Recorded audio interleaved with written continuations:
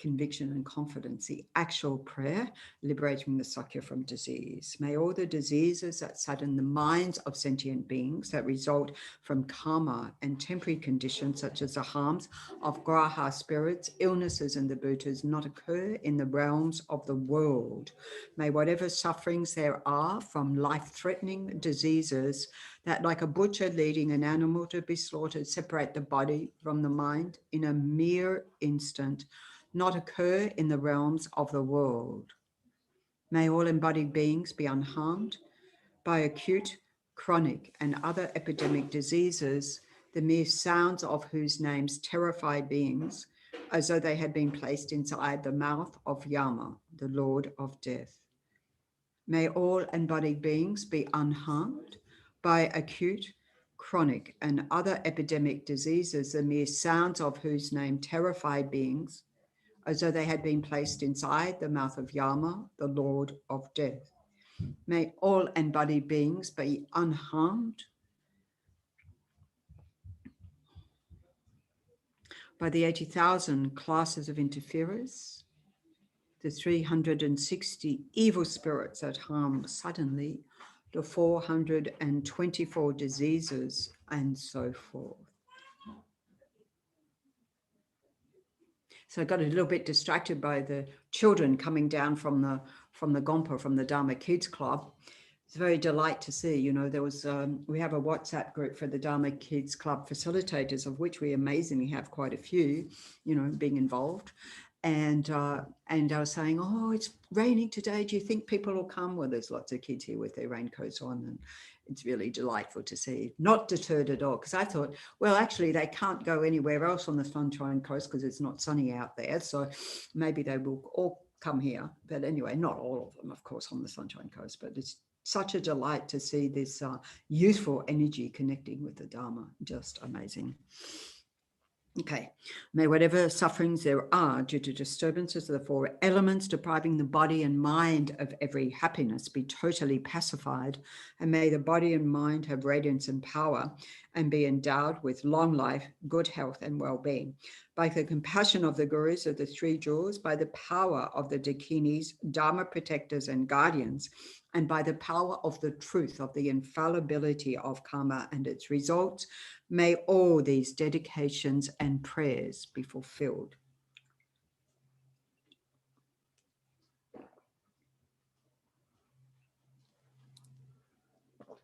So actually at the last Lamp of the Path retreat with Lama Zopa Rinpoche, so the Dharma Kids Club from Kadampa Center, so they have, you know, they're very inspiring, their Sundays all day, you know, the littlies up to the teenagers in the afternoon. Just wow.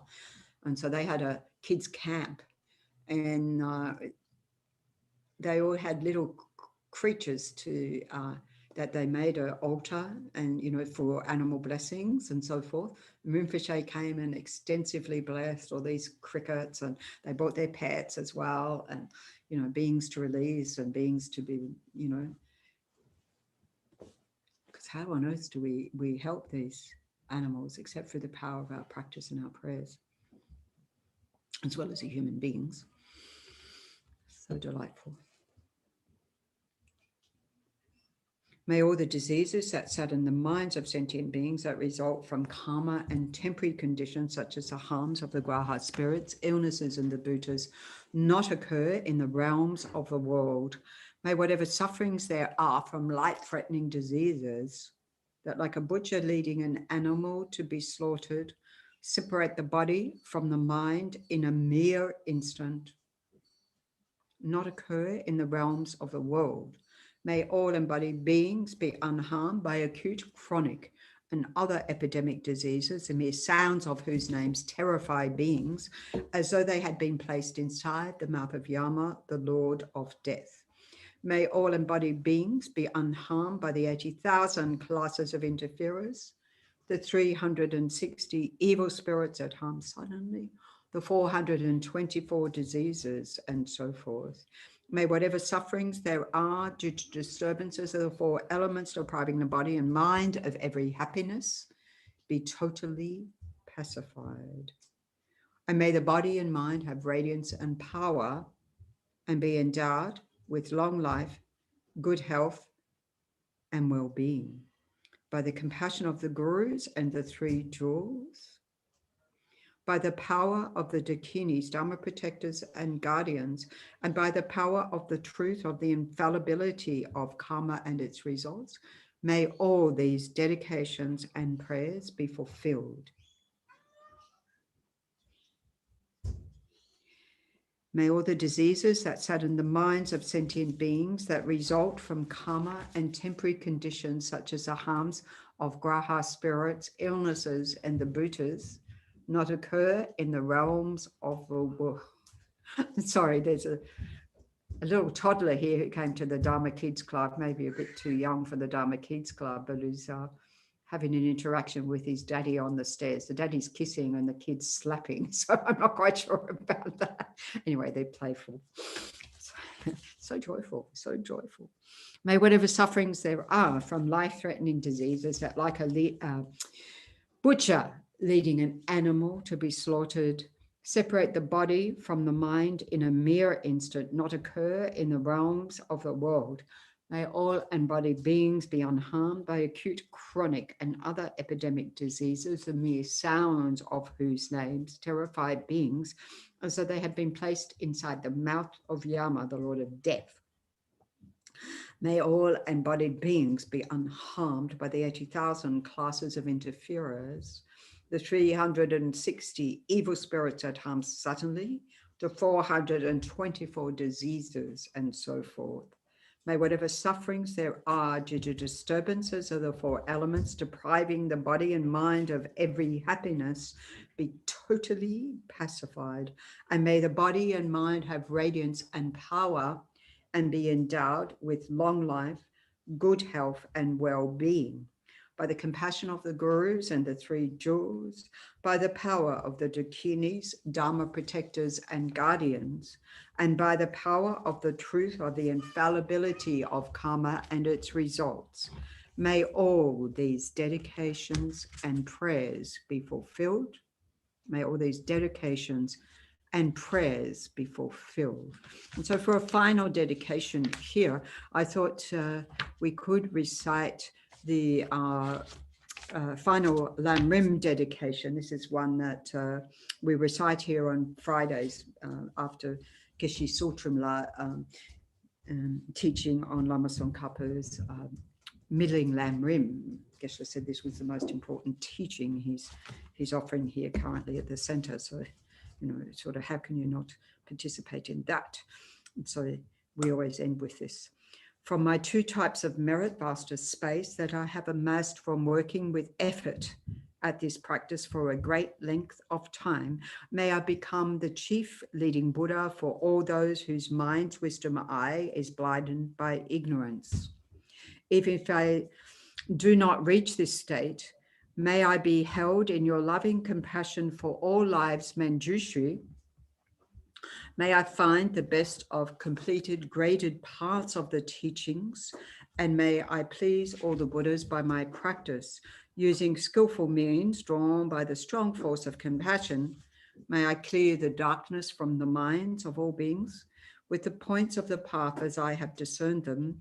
May I uphold the Buddha's teachings for a very long time, with my heart going out with great compassion in whatever direction the most precious teachings have not yet spread, or once spread have declined. May I reveal this treasure of happiness and aid. May the minds of those who wish for liberation be granted bounteous peace, and the Buddha's deeds be nourished for a long time. By even this graded path to enlightenment completed, due to the wondrous virtuous conduct of the Buddhas and their sons, may all beings, all human and non-human beings, who eliminate adversity and create conducive conditions for practicing the excellent paths, never be parted in any of their lives from the purest path praised by the Buddhas. Whenever someone makes effort to act in accordance with the tenfold Mahayana virtuous practices, may always be assisted by the mighty ones and may oceans of prosperity spread everywhere. So here we have Venerable Tony coming along to recite, having just returned from 3 months retreat at Daytong Ling, and we're very fortunate to have him back here up at the center for a bit longer. So handing over now.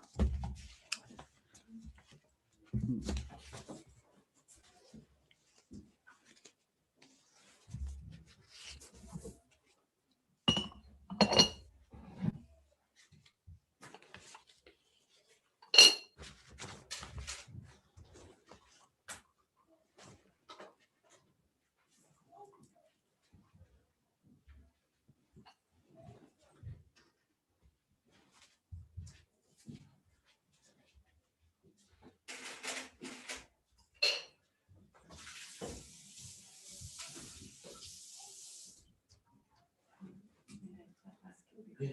I will need to go out. Yes. Because of another meeting. Yes. And will it be okay for you when you finish? Yeah. Just press this. Yeah.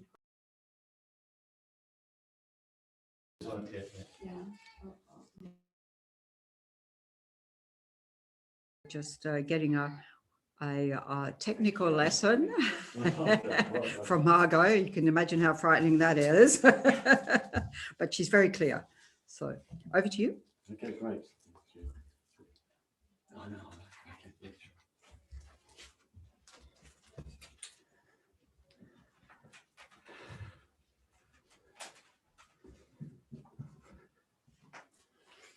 All right, so good morning or good afternoon or evening, wherever you might be. So then, to commence this session,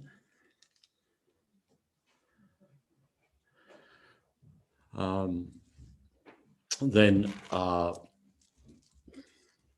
establishing this practice as a Buddhist practice by taking refuge, and then also establishing it as Mahayana Buddhist practice by cultivating the altruistic mind of enlightenment, the aspiration to attain enlightenment in order to accomplish the benefit, well-being of all beings. So then in cultivating this mind of refuge, taking refuge in Buddha, Dharma, Sangha. So then first to think about in relation to taking refuge in the Buddha.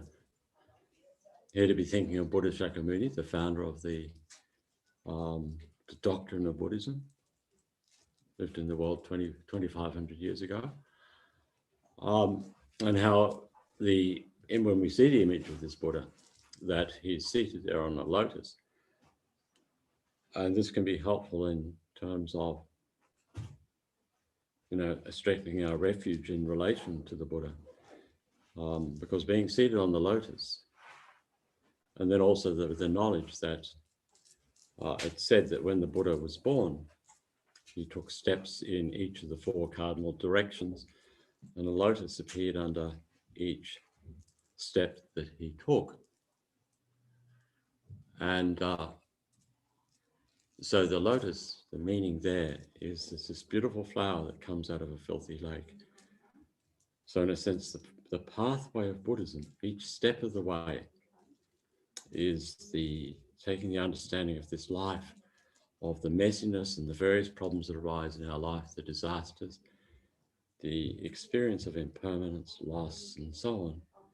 The Buddha's path means that each of these events that takes place in our life, we integrate into the life to use it as an opportunity for inner transformation. For each step of this life, that whatever occurs, whatever is our problem in our life, whatever disaster, we establish this as a way to engage in spiritual practice. The Buddha established that as an example for us. So then here, when we take refuge in Buddha, is to remember sitting on the lotus and the first steps that he took. A message to us as we take refuge in the Buddha that whatever occurs to us in life, whatever misfortune occurs, our business is to transform it into something positive. This is our pathway through this life. So in this way, whatever the problem is, doesn't remain a problem, becomes an opportunity for inner development. So then in this way, just to take refuge in the Buddha.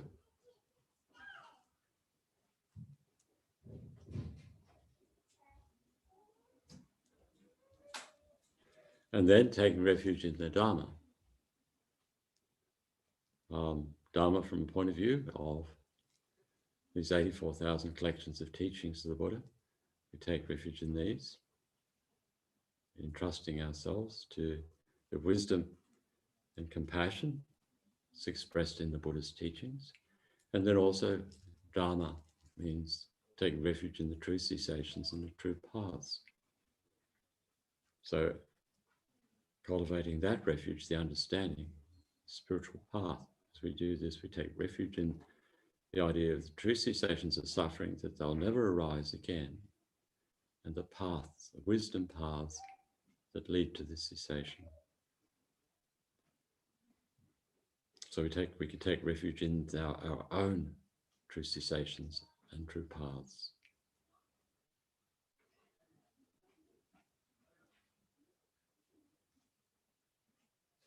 And this is said to be the taking refuge in the Dharma is the real refuge. And then we take refuge in the Sangha.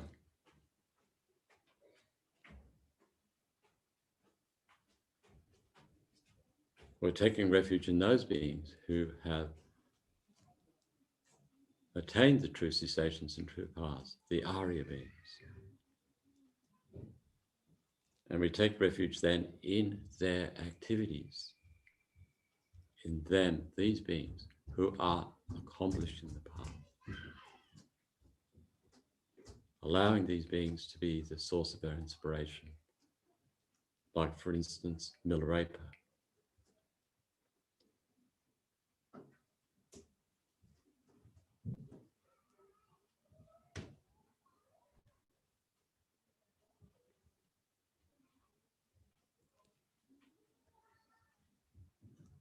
And then to consider the refuge also in relation to the gurus.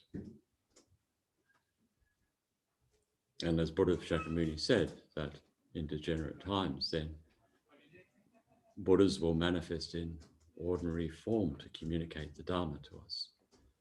And as Lama Zopa Rinpoche says, if we can't point to the gurus as the Buddhas at this point of time, then who can we point to as the Buddha?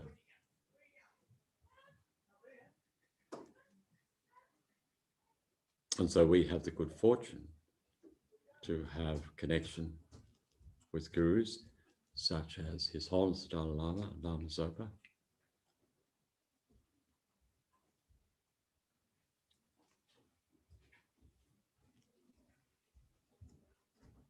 and these beings to become our spiritual friends.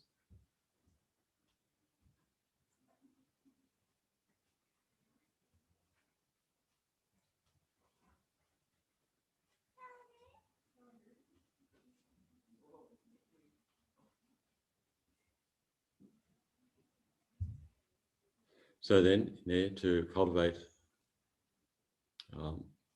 appropriate motivation for engaging in this practice, this session,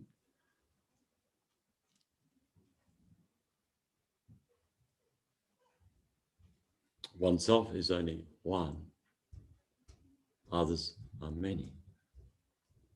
So should we live our life working for the one, that's us, or the many? And given that we have the good fortune to have met the teachings of the Buddha, and also have most likely reflected on how others are extremely kind, then the appropriate response is to live the life in such a way as to benefit others. And as a result of this, our own benefit comes.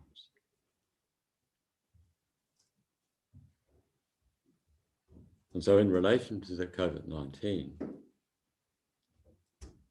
just to be thinking now of what we've heard, particularly recent week or two, whatever, what has been taking place in India, and to try to cultivate a sense of the magnitude of the disaster there and the suffering that's being experienced.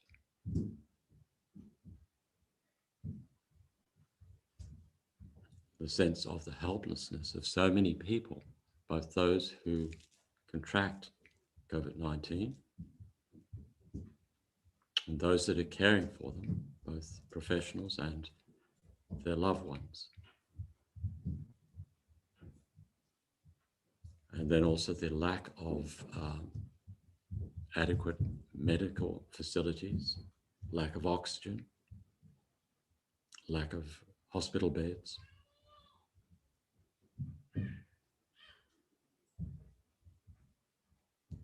So our business here is to really to be thinking about their well-being, really getting a sense of concern for the situation. In a sense, there go I, but by the grace of karma.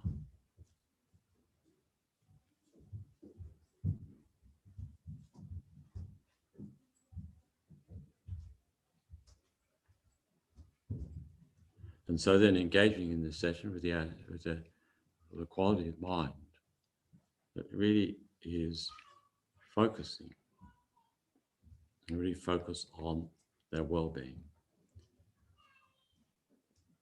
To make heartfelt prayers that the people there, whoever is suffering directly as a result of the COVID-19, may they be protected from the worst aspects of the disease.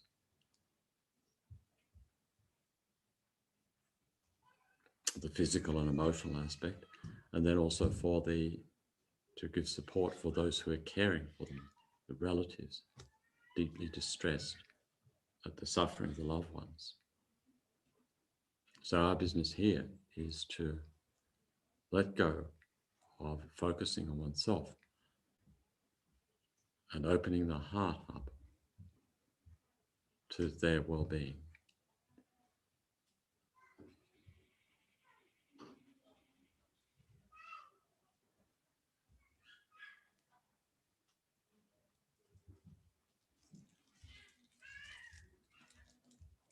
And so then reciting the refuge.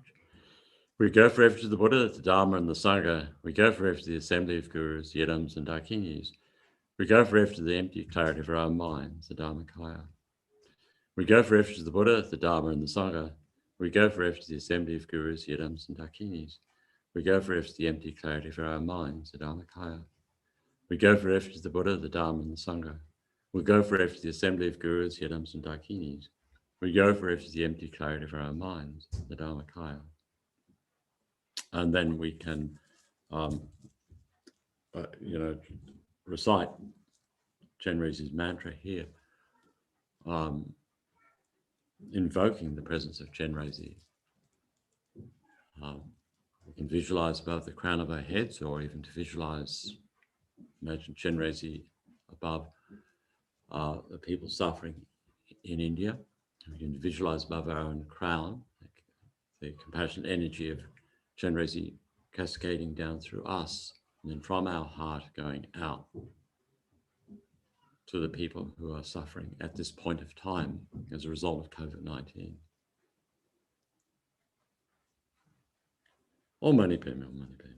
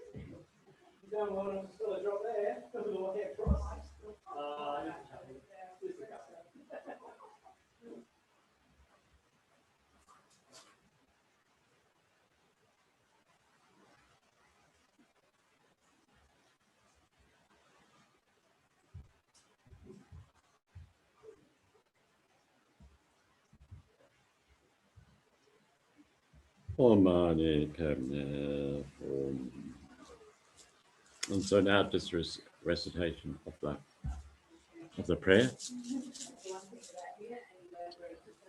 May all diseases that sadden the minds of sentient beings result from karma and temporary conditions, such as harm as the grey of spirits, illness, and virtues, not occur in the realms of the world. May whatever sufferings there are from life-threatening disease that, like a butcher leading an animal to be slaughtered, separate the body from the mind in a mere instant, not occur in the realms of the world.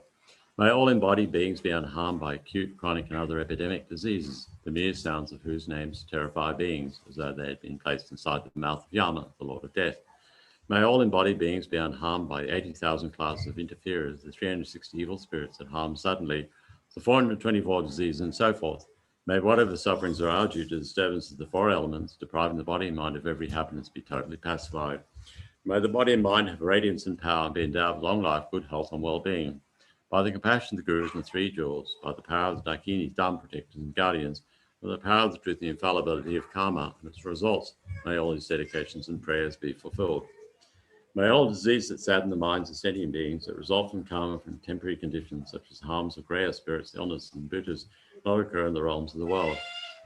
May whatever sufferings there are from life-threatening disease that, like a butcher leading an animal to be slaughtered, separate the body from the mind in a mere instant, not occur in the realms of the world. May all embodied beings be unharmed by acute, chronic, and other epidemic diseases, the mere sounds of whose names terrify beings, as though they've been placed inside the mouth. Yama, the Lord of Death. May all embodied beings be unharmed by the 80,000 class of interferers, the 360 evil spirits that harm suddenly, the 424 diseases, and so forth. May whatever sufferings there are due to the disturbance of the four elements, depriving the body and mind of every happiness, be totally pacified. May the body and mind have radiance and power and be endowed with long life, good health, and well-being. By the compassion of the Gurus and the Three Jewels, by the power of the Dakinis, Dharma protectors, and guardians, and by the power of truth and infallibility of karma as a result, may all these dedications and prayers be fulfilled. May all diseases that sadden the minds of sentient beings that result from karma and temporary conditions, such as harms of greyer spirits, illnesses, and bhutas, not occur in the realms of the world.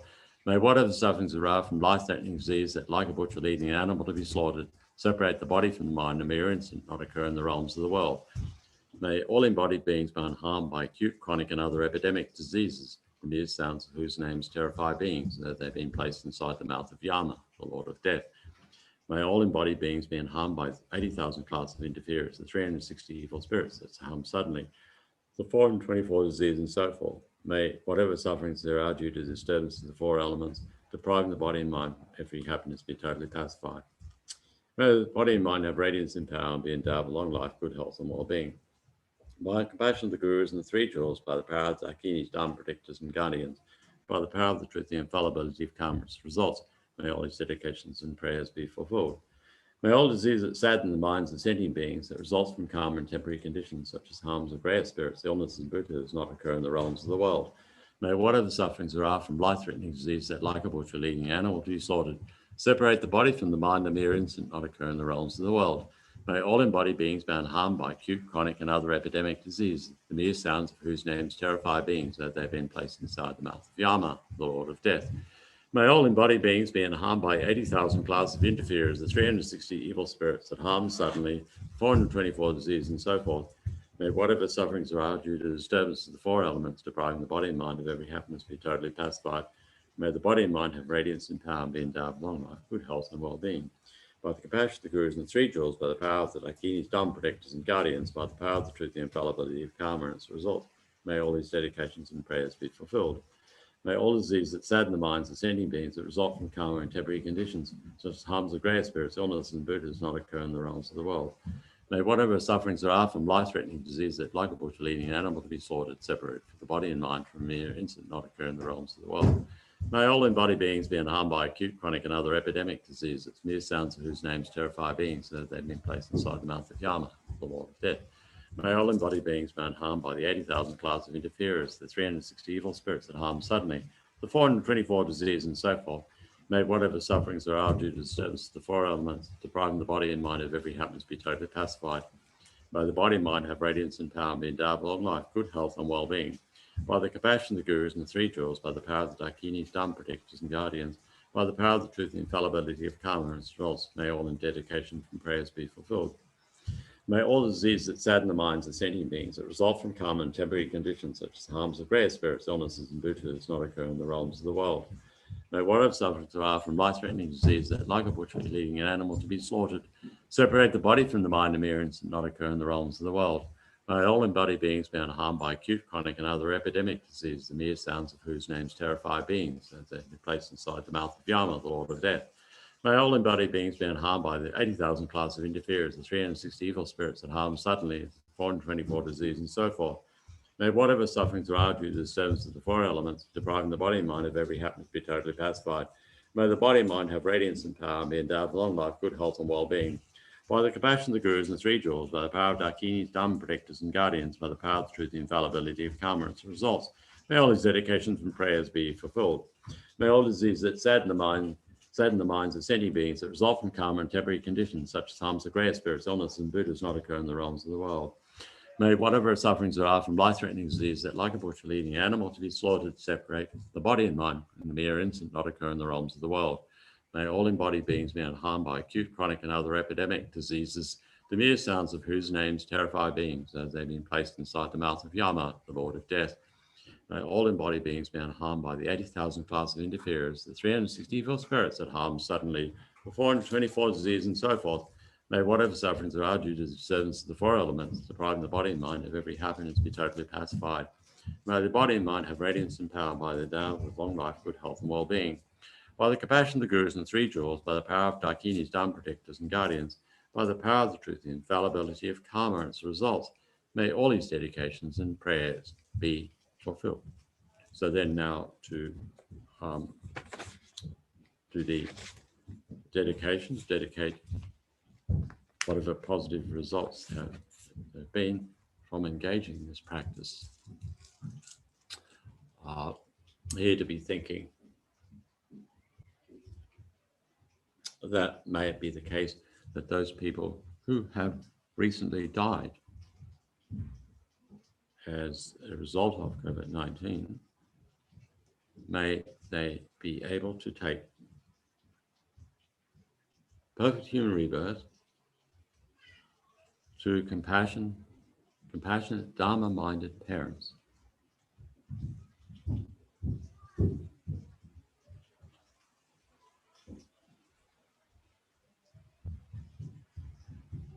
Make a strong connection with faultless spiritual teachers.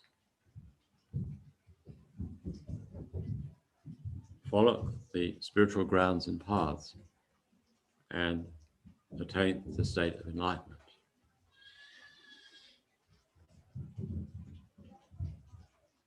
And may those beings who are seriously ill as a result of COVID-19 recover from the illness in sound health. And if they are to die, then may they have peaceful death. Take a perfect human rebirth, again to kind, compassionate, Dharma-minded parents.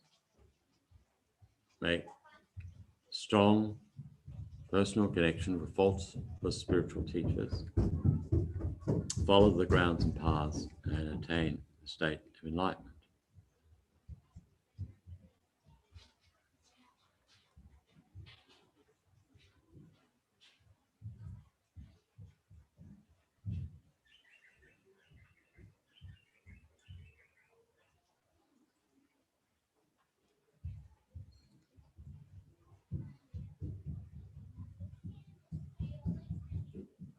And then wherever beings are experiencing other adverse side effects of COVID-19,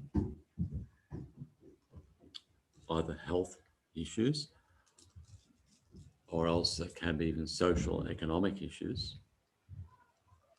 And also particularly here to be thinking of their carers, think of their well-being of the carers, both those who, professionals who are caring for their welfare, and also those close family members and friends. Dedicate for their welfare, their well-being, physical and emotional.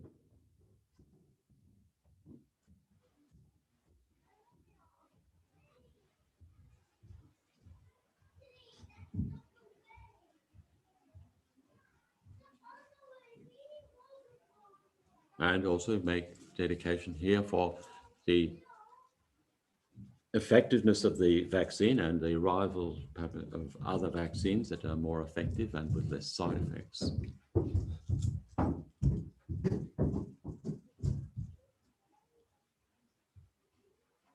And that the decision makers in relation to the COVID-19, political decision makers, then they make decisions which are wise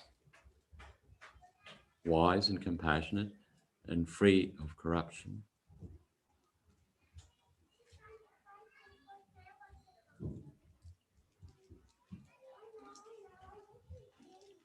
And then also dedicate towards the long lives of spiritual teachers, and that they continue to give teachings and to offer support for those particularly in COVID-19, but in general, to dedicate for their long lives so that they can bring Dharma into the world, maintain the existence of Dharma into the world.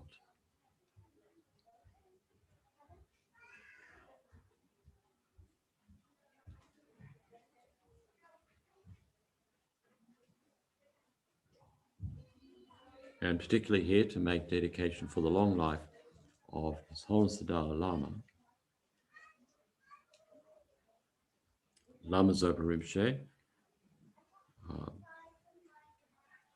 other teachers within our organization and beyond this, wherever spiritual teachers are manifesting, may they have long lives and offer the best support to beings, that is the Dharma, the best medicine for people in their lives.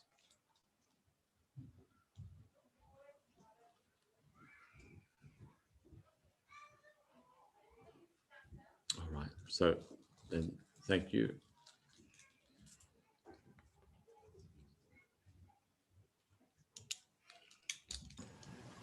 Thank you, Venerable.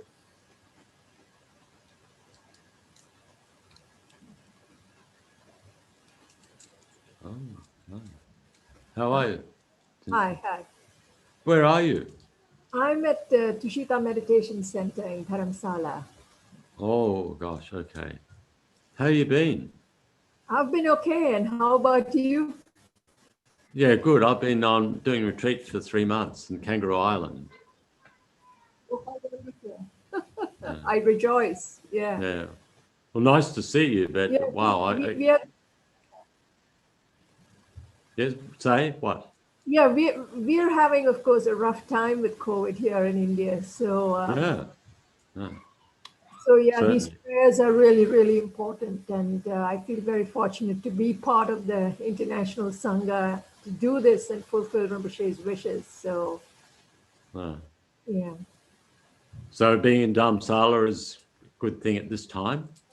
Yes, I mean, of course, being close to His Holiness is always a good thing. And compared to the rest of India, I mean, we are not that bad, but the cases here are also rising, you know. Right, okay. And we are actually on curfew. Weekends, we are not allowed to go out, and evenings, we are not allowed to go out. So, On curfew, okay. yeah. All right. Well, very nice to see you and talk to you. Yes. And send prayers. Yes, thank you. Thank you. Now, I don't know what to look on you, talk to you on the screen or on the camera. I'm not too sure which way to go. Yeah, All it's right. good. Yeah, yeah. Okay. Thank you so much to Chenrezig Institute for hosting this and for all the work they do behind the scenes. And for all of you, thank you. Thank you. Well, I'm not doing any, but there are some very good, reliable people here. Yeah, yeah. Yeah, and prayers towards politicians are very important, that they make the right decisions, especially at a time like this. So please do, thank you for making those prayers. Yeah. Okay, welcome to this session of the Blessed Prayer known as Liberating Suffering from Disease from all over the world. Greetings to all of you. So let's just take a few minutes in this beautiful morning to focus on our breaths and settle on our minds before we start the prayer. So the important thing, as Mingyur Rinpoche says, is just focusing on the awareness of your breath and knowing that you're breathing in and out.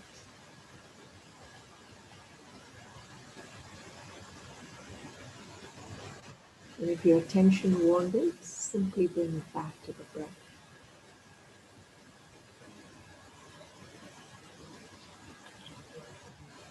With each breath, just relax and let go.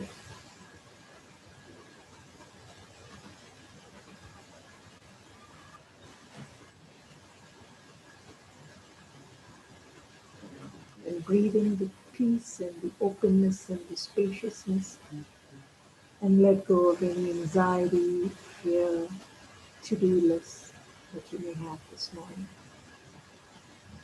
So for the next few minutes, just let's focus on the breath.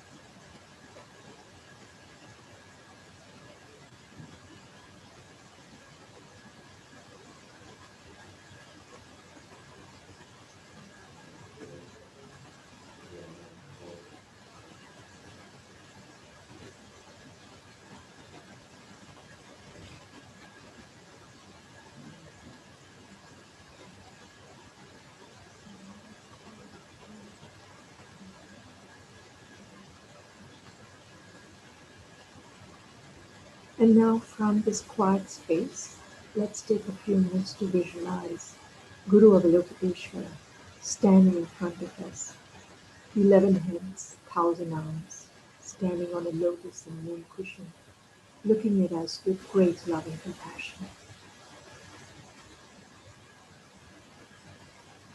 And just feel his presence and feel his enormous love and compassion in spite of all that we may have done.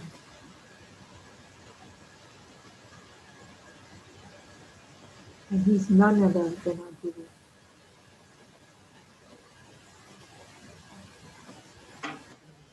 And around us now visualize on our left-hand side our mother and all female sentient beings, or all females sentient beings around us in the form of humans.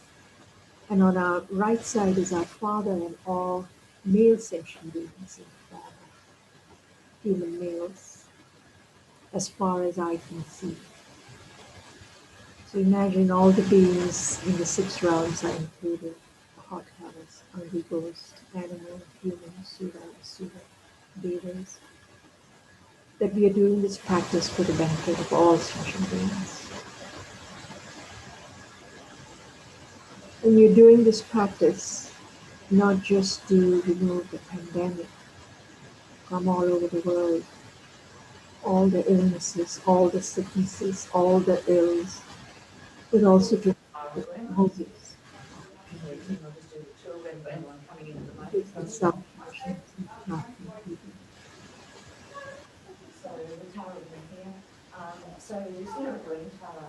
The purpose of our practice is to remove all our cognitive obscurations, so that we may each realize our fullest potential to benefit.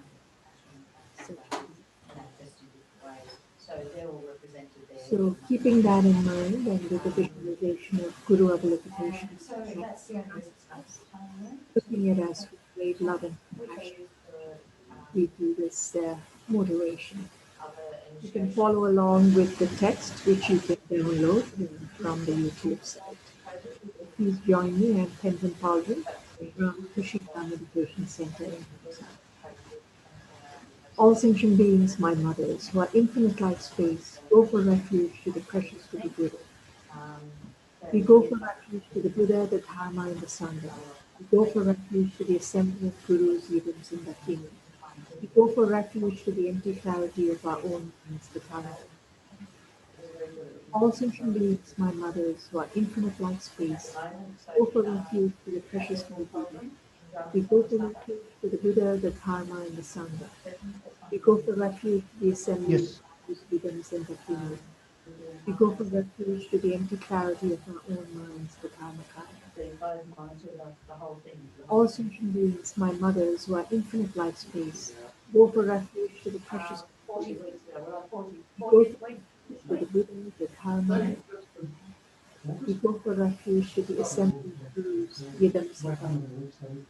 We go for refuge to the empty clarity of our own minds, the Dharmakaya.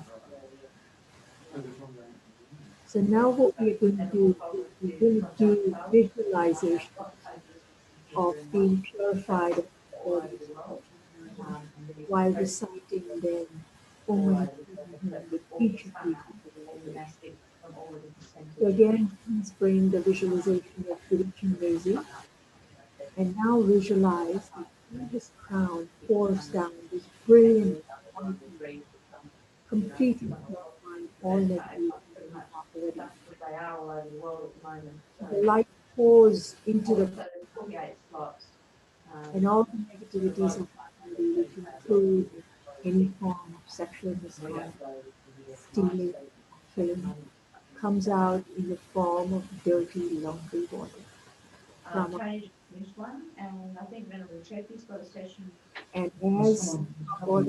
purified, all the negativities, it gets filled with this brilliant, blissful, radiant light.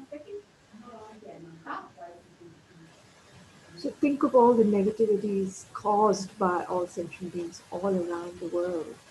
Oh, you can come in and do. Killing. I'm going to leave these lovely people very shortly.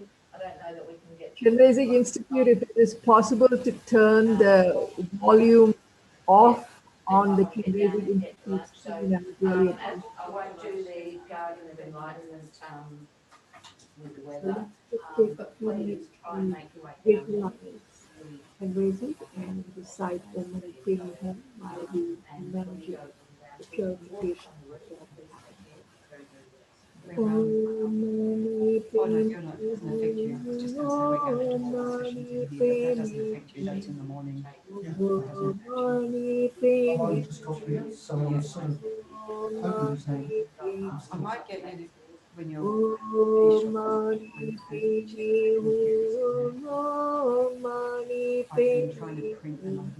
I'm going to Om Mani all that Padme stuff around. Om Mani Padme Om Mani We're finished from our side until tomorrow morning. Oh no, yeah, pen day 1:30. Yeah.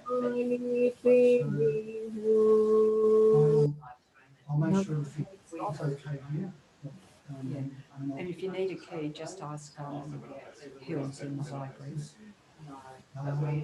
She's got it. Or there's no locker. She took. It's that thing is kaput, and the key went missing. Blah blah blah blah blah. You know, I just sent that message. So she managed to get a copy. She's got a copy over there. And so, but that key box is broken. That key box is broken. Okay. So she'll have, but she's got a key. Just in the library there. Yeah, it's the same thing. Quite regularly, and it's a case of what is listening to all the time. So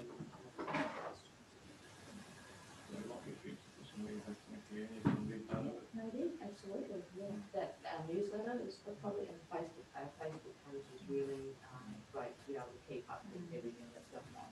Andrea, who looks after that, and I think there's a few other things to contribute as well, but that is really quite up to date. And our newsletter, if you subscribe to the newsletter.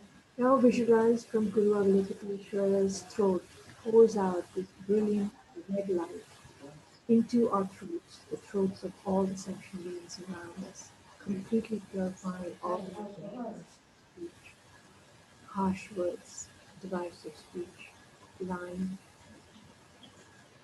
any gossip or idle chatter that we engage in.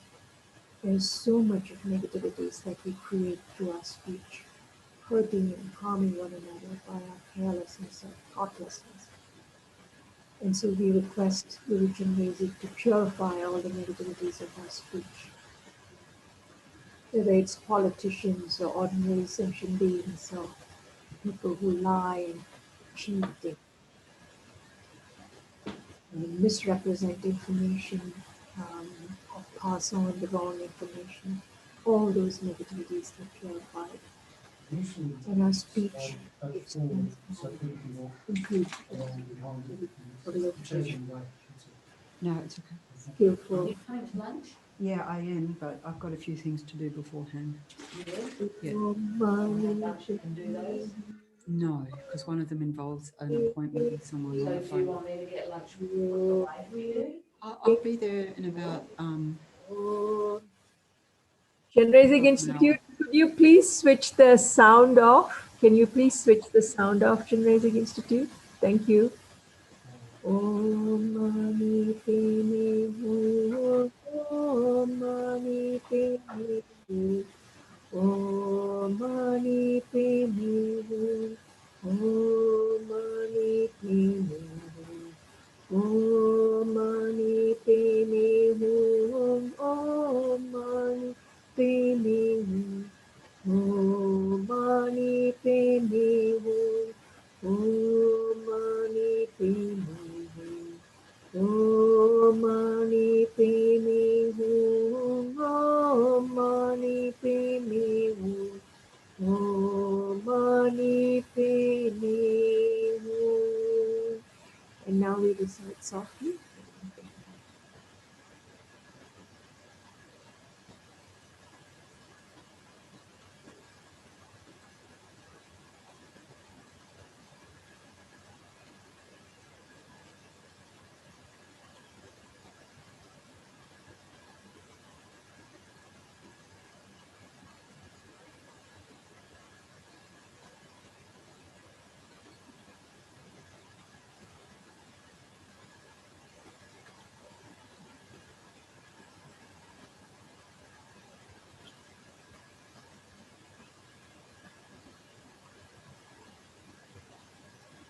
Om Mani Padme Hum. So now just visualize that all the impurities of our speech, harsh words, divisive speech, lying, and idle gossip get completely purified.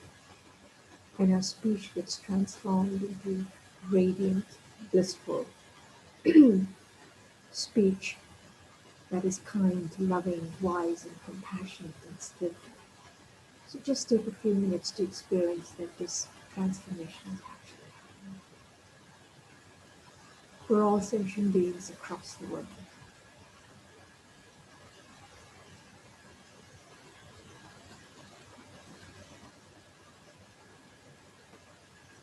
And now visualize from Guru Avalokiteshvara's heart pours out this brilliant, magnificent blue-green light pouring into our hearts, completely purifying all the negativities of our mind, attachment, aversion, and ignorance. Ignorance, especially the root cause of all our suffering, our self-cherishing, our self-grasping ego, and the byproduct of it is the self-cherishing So imagine that this brilliant blue-green light comes and purifies all the negativities and fills our minds with this radiant, blissful blue-green light that transforms our minds of all these impurities and negativities and fills it with wisdom and compassion. And so keeping that in mind, let's do the visualization and recite the mantra. Om Mani Padme Hum, Om Mani Padme Hum, Om Mani Padme Hum, Om Mani Padme Hum, Om Mani Padme Hum, Om Mani Padme Hum, Om Mani Padme Hum, Om Mani Padme Hum.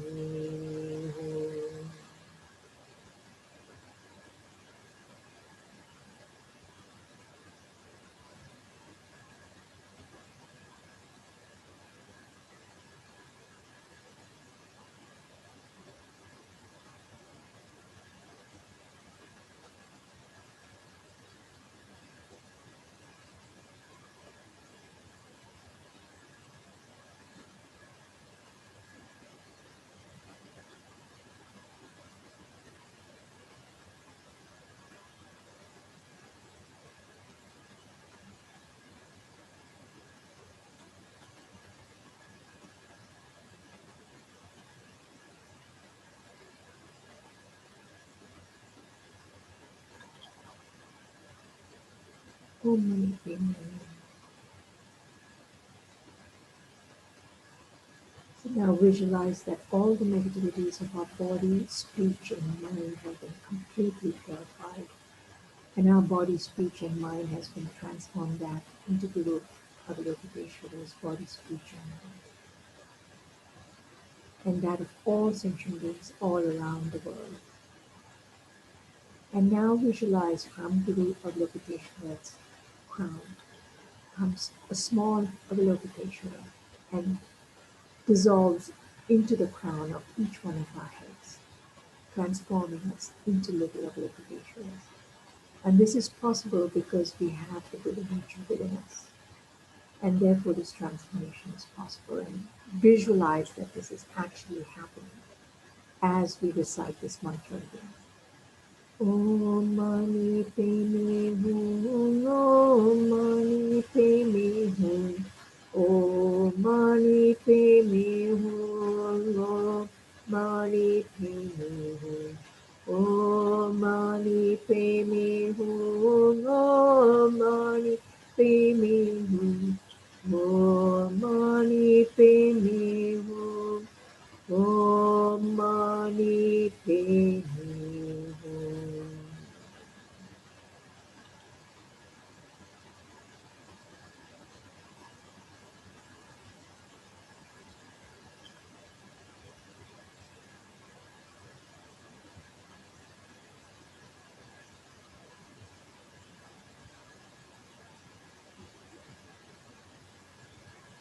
So we visualize that little Avalokiteshvaras have dissolved into us and we have all turned into beautiful little Avalokiteshvaras.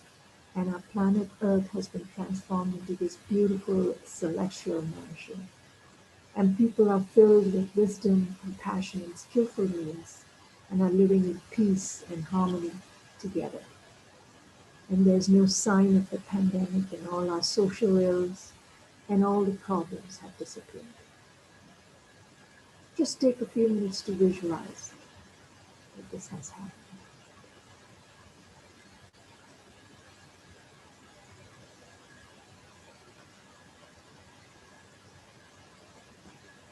But now, given that this has not yet happened, and we realize the reality is that there is so much suffering in this world, and the pandemic is coming even stronger, we recite this prayer, this beautiful prayer by Thangtong Gyalpo, who actually, because of the power of his bodhicitta, through his recitations at a time when there was an epidemic, during his time, he was able to completely purify and do away with that epidemic. So through our collective effort and through our collective prayers, through as much bodhicitta we can bring into this practice, we believe that this prayer can remedy the ills of the world, including the pandemic, and purify us of all our negativities so that we can become like Guru Avalokiteshvara. So keeping that in mind, let's recite the prayers 3 times. May all the diseases that sadden the minds of sentient beings, that result from karma and temporary conditions, such as the harms of graha spirits, illnesses, and dekutas, not occur in the realms of the world. May whatever sufferings there are from life-threatening diseases, that like a butcher leading an animal to be slaughtered, separate the body from the mind in a mere instant, not occur in the realms of the world. May all embodied beings be unharmed by acute, chronic, and other epidemic diseases, the mere sounds of whose names terrify beings, as though they had been placed inside the mouth of Yama, the Lord of Death. May all embodied beings be unharmed by the 80,000 classes of interferers, the 360 evil spirits that harm suddenly, the 424 diseases, and so forth. May whatever sufferings there are due to disturbances of the 4 elements, depriving the body and mind of every happiness, be totally pacified, and may the body and mind have radiance and power, and be endowed with long life, good health, and well-being. By the compassion of the Gurus and the 3 jewels, by the power of the Dakinis, Dharma protectors, and guardians, and by the power of the truth of the infallibility of karma and its results, may all these dedications and prayers be fulfilled. May all the diseases that sadden the minds of sentient beings, that result from karma and temporary conditions, such as the harms of graha spirits, illnesses, and dekutas, not occur in the realms of the world. May whatever sufferings there are from life-threatening diseases, that like a butcher leading an animal to be slaughtered, separate the body from the mind in a mere instant, not occur in the realms of the world. May all embodied beings be unharmed by acute, chronic, and other epidemic diseases, the mere sounds of whose names terrify beings as though they had been placed inside the mouth of Yama, the Lord of Death. May all embodied beings be unharmed by the 80,000 classes of interferers, the 360 evil spirits that harm suddenly, the 424 diseases, and so forth. May whatever sufferings there are due to disturbances of the 4 elements, depriving the body and mind of every happiness, be totally pacified, and may the body and mind have radiance and power, and be endowed with long life, good health, and well-being. By the compassion of the Gurus and the 3 jewels, by the power of the Dakinis, Dharma protectors, and guardians, and by the power of the truth of the infallibility of karma and its results, may all these dedications and prayers be fulfilled. The last time, may all the diseases that sadden the minds of sentient beings, that result from karma and temporary conditions, such as the harms of graha spirits, illnesses, and dekutas, not occur in the realms of the world. May whatever sufferings there are from life-threatening diseases, that like a butcher leading an animal to be slaughtered, separate the body from the mind in a mere instant, not occur in the realms of the world. May all embodied beings be unharmed by acute, chronic, and other epidemic diseases, the mere sounds of whose names terrify beings, as though they had been placed inside the mouth of Yama, the Lord of Death. May all embodied beings be unharmed by the 80,000 classes of interferers, the 360 evil spirits that harm suddenly, the 424 diseases, and so forth.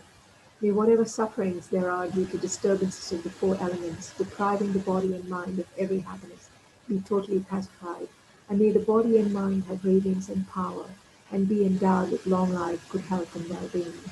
By the compassion of the Gurus and the 3 jewels, by the power of the Dakinis, Dharma protectors, and guardians, and by the power of the truth of the infallibility of karma and its results, may all these dedications and prayers be fulfilled.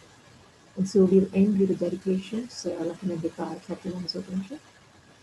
Changchu Sencho Rinpoche, Make Panam Kekyu Chi, Kepanampa Me Payan, Gongme Gongbyo Perwarshu.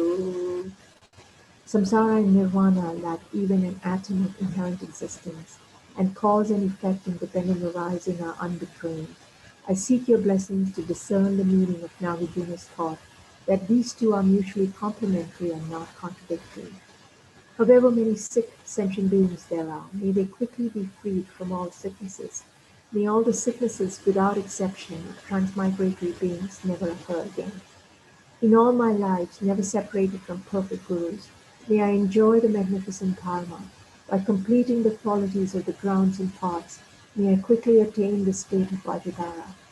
By the force of the victorious one Sankapa, acting as our direct mind, our virtuous friend, in all our life, may we never turn away for even a second from the pure path highly admired by the victorious ones.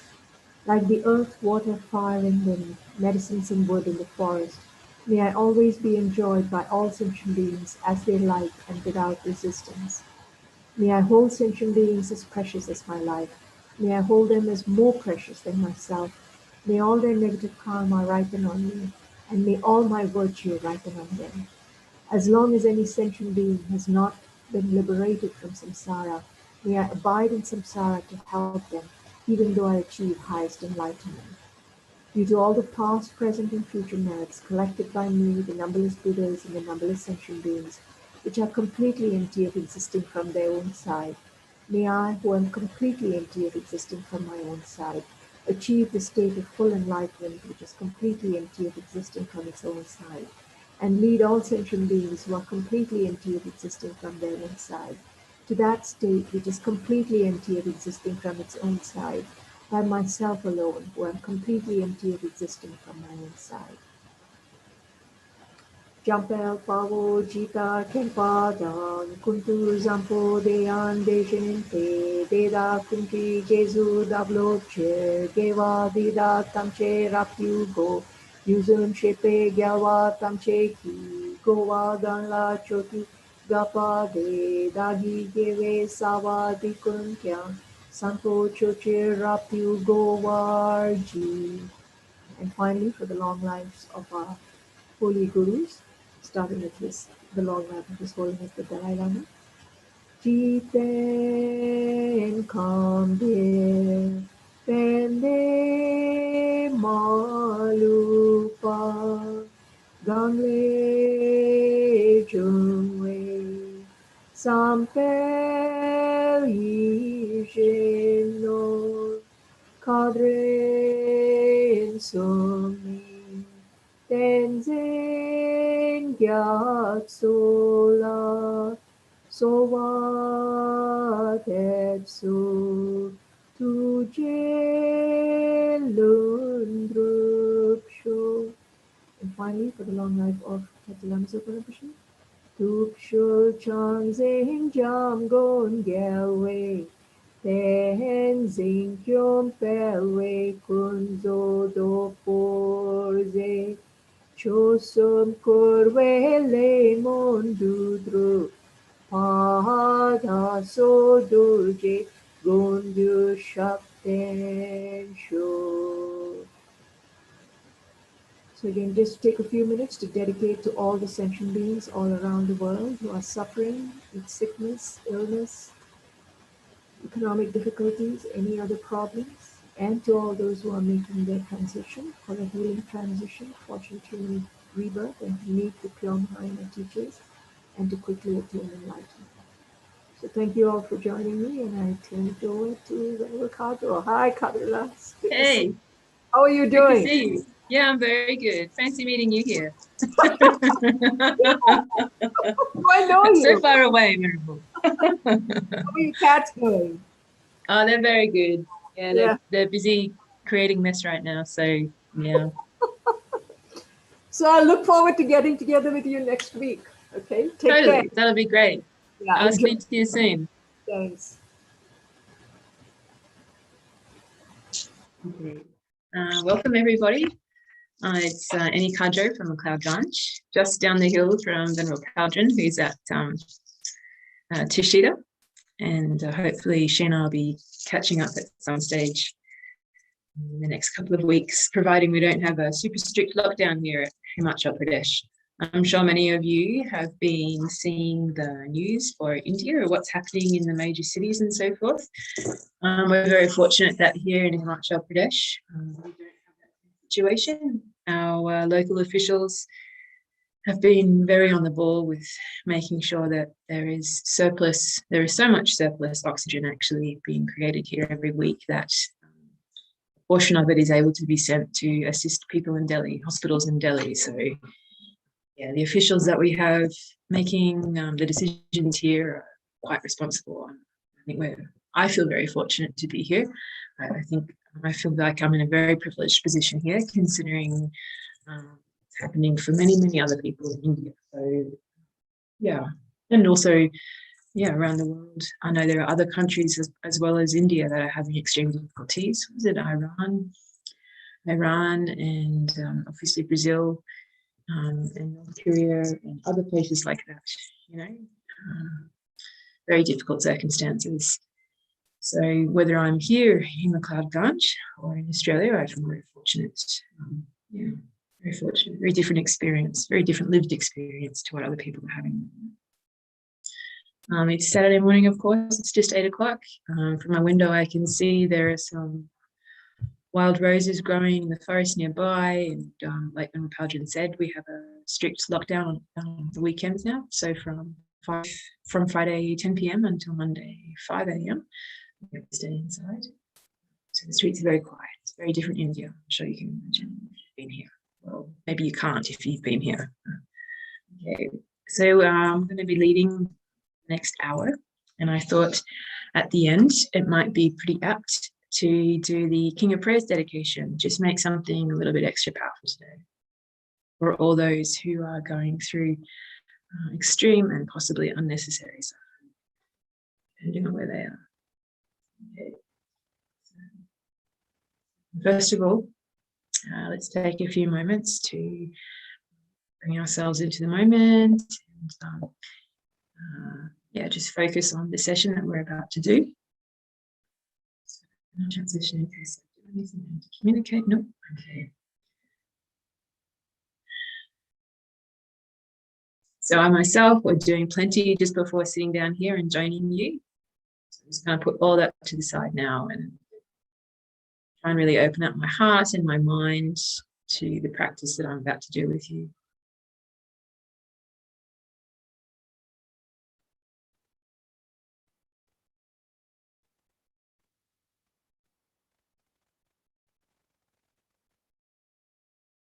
Spend a few moments just observing your breath or observing what's going on in your body. You just want to become really aware, really grounded, very present, not distracted.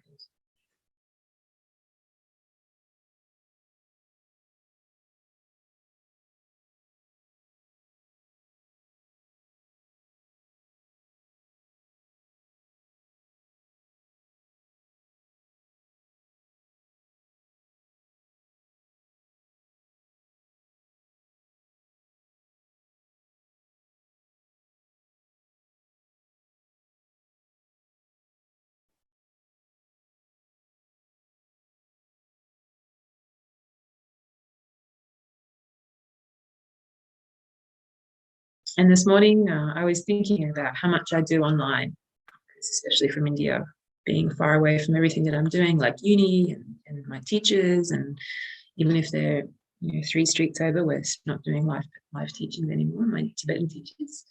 And I know being online so much can really drain me. And so I was looking for something just to give me a bit of a pep, to remind me of what I'm capable of. I found this excerpt from one of Thich Nhat Hanh's books. I was finding really useful. So I thought while we're doing our grounding reflection this morning, I might read it out, just in case there are some of us who are feeling a bit drained or a bit exhausted, or you've had a big week, or struggling to remember that you can generate great compassion. Just remain in your reflection and just listen to the words. There's all the things we think we've got to find on the outside already there inside us. Loving kindness, understanding, and compassion are there within us. We need only to clear some of the rock obstructing the way in order to reveal them. There is no essence of holiness we need to seek outside. And there is no essence of the ordinary we have to destroy. We already are what we want to become. Even in our most difficult moments, everything that is good, true, and beautiful is already there, within us and around us. We just have to live in such a way that allows it to be revealed.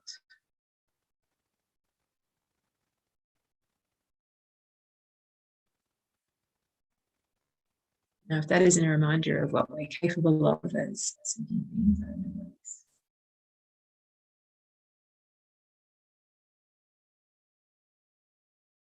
Okay, and let's generate our motivation for doing this practice, not only for ourselves and for those that we think of and those that we read about in the news all the time, especially for those sentient beings who fall off our radar, you know, the ones that we don't normally think about, and even the ones that we don't like to focus on those who I put into my box of to be worked on.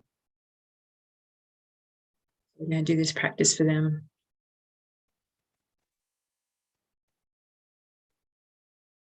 May all the suffering, physical, mental, financial, economic, cultural, all the suffering that is happening right now due to this pandemic, may our practice here today chip away at it so it quickly goes.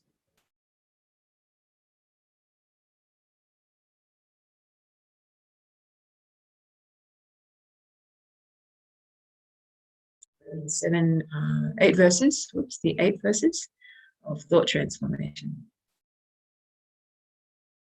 I find this really helps prepare my mind for doing this practice for others, not just because it's a good idea to do it. Determined to obtain the greatest possible benefit from all sentient beings, who are more precious than a wish-fulfilling jewel, I shall hold them most dear at all times. Wherever I am and whoever I am with, I shall always hold myself the lowest of all, and from the depths of my heart, hold others dear and supreme.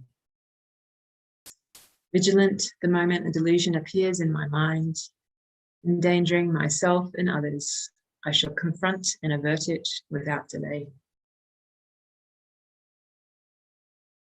Whenever I see beings who are wicked in nature and overwhelmed by violent negative actions and suffering, I shall hold such rare ones dear, as if I found a precious treasure. When, out of envy, others mistreat me with abuse, insults, or the like, I shall accept defeat and offer the victory to others. And someone whom I have benefited and in whom I have great hopes gives me terrible harm, I shall regard that person as my holy guru. In short, both directly and indirectly, do I offer every happiness and benefit to all my members. I shall secretly take upon myself all their harmful actions and suffering. Undefiled by the stains of the superstitions of the 8 worldly concerns, by perceiving all phenomena as illusory, I shall be released from the bondage of attachment. Okay, excuse the background noise. Our pump has just turned on, if indeed you can hear it. It's always noisier at this end. We're going to say the motivation 7 times, and let's really focus on generating that motivation, the refuge, from within our hearts. And if your mind becomes distracted, that's totally fine. I'm going to say us ordinary beings, but I can only talk for myself. Ordinary beings, it's inevitable. Just bring ourselves back. For sentient beings, my mothers who are infinite like space, go for refuge to the precious Guru Buddha. We go for refuge to the Buddha, the Dharma, and the Sangha. We go for refuge to the assembly of gurus, yidams, and dakinis. We go for refuge to the empty clarity of our own minds, the Dharma. For sentient beings, my mothers who are infinite like space, go for refuge to the precious Guru Buddha. We go for refuge to the Buddha, the Dharma, and the Sangha. We go for refuge to the assembly of gurus, yidams, and dakinis. We go for refuge to the empty clarity of our own minds, the Dharma. We go for refuge to the Buddha, the Dhamma, and the Sangha. We go for refuge to the assembly of gurus, yidams, and dakinis. We go for refuge to the empty clarity of our own minds, the Dhamma. We go for refuge to the Buddha, the Dhamma, and the Sangha. We go for refuge to the assembly of gurus, yidams, and dakinis. We go for refuge to the empty clarity of our own minds, the Dhamma. We go for refuge to the Buddha, the Dhamma, and the Sangha. We go for refuge to the assembly of gurus, yidams, and dakinis. We go for refuge to the empty clarity of our own minds, the Dhamma. We go for refuge to the Buddha, the Dhamma, and the Sangha. We go for refuge to the assembly of gurus, yidams, and dakinis. We go for refuge to the empty clarity of our own minds, the Dhamma. We go for refuge to the Buddha, the Dhamma, and the Sangha. We go for refuge to the assembly of gurus, yidams, and dakinis. We go for refuge to the empty clarity of our own minds, the Dhammakaya. I forgot one step.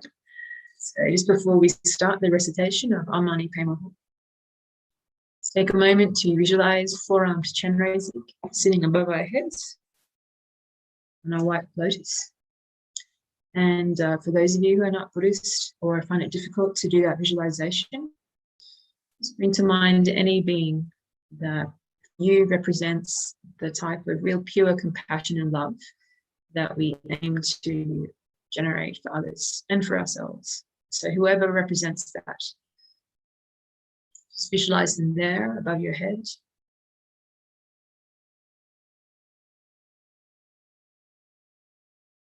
And from their hearts comes that pure love and compassion. Enters through the top of your own crown and fills up your body.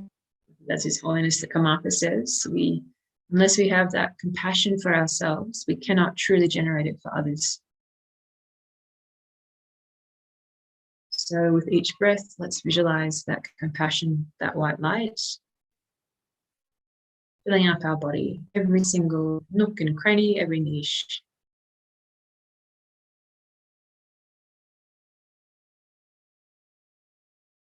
Regardless of what thoughts come into our mind, let's just keep on visualizing it, doing that.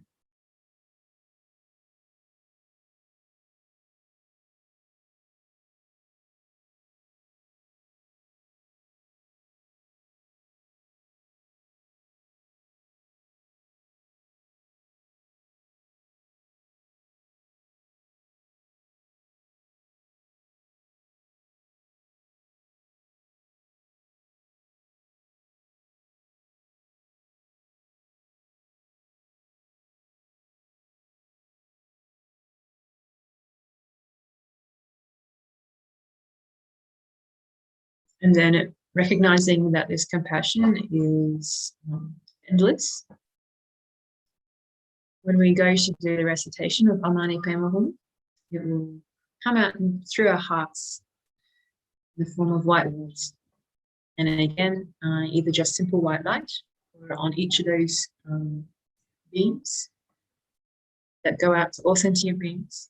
We can visualize the Forum Chenrezig, whoever you like to visualize yourself as representing that compassion and that love. So from our hearts, that light goes out. Every single sentient being, especially those that we have aversion for, those that we find difficult to think of, to think warmly of, I should say, because we can think of people as much as possible sometimes. Whether those thoughts are warm or not is often the difference.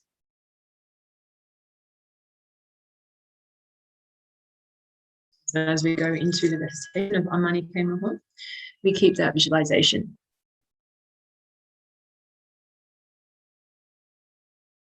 Amani Pemahu, Amani Pemahu, Amani Pemahu.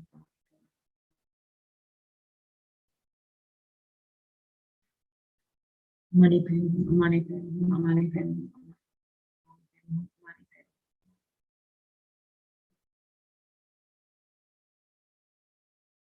Amani Pemahu, Amani Pemahu, Amani Pemahu.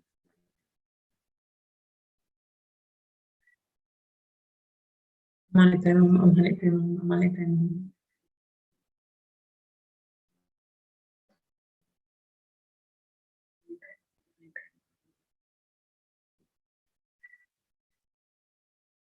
Amani Pemahu, Amani Pemahu.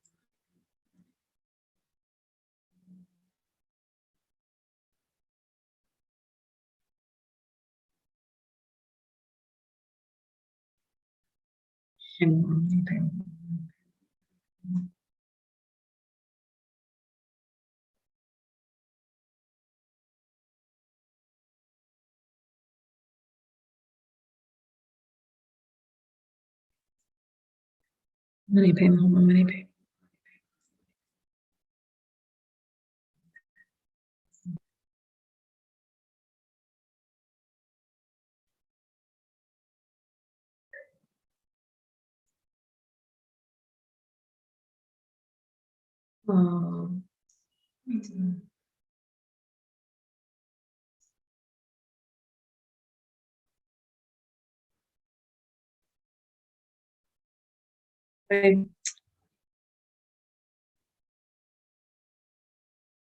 my cat just caught a beetle.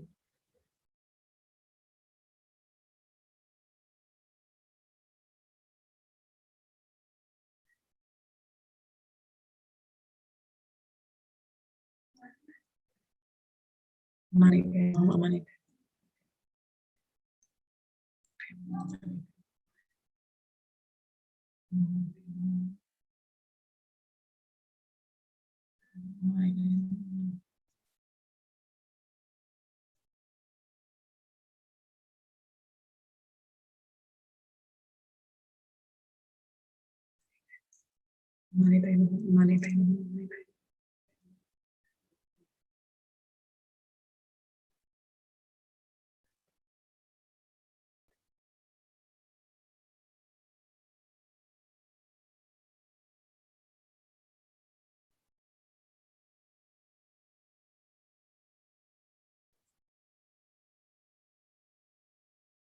Yeah, let's take a moment to just refocus our minds.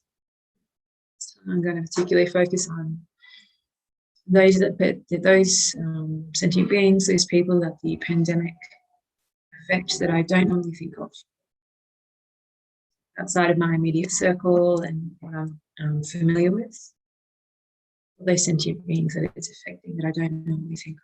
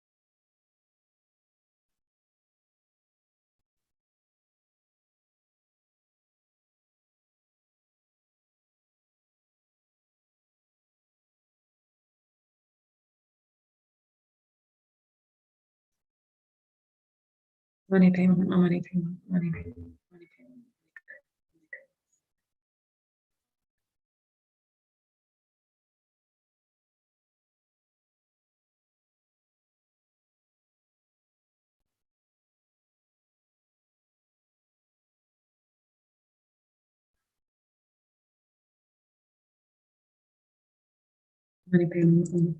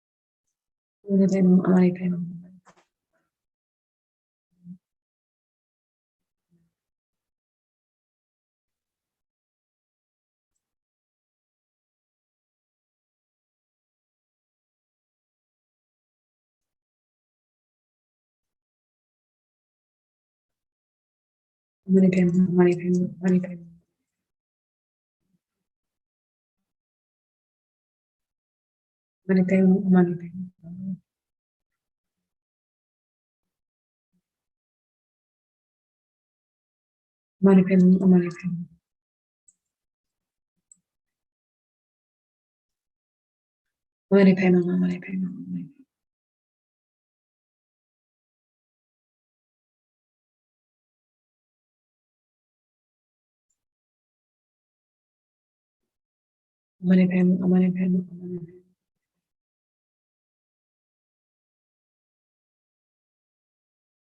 Mani Padme, Mani Padme.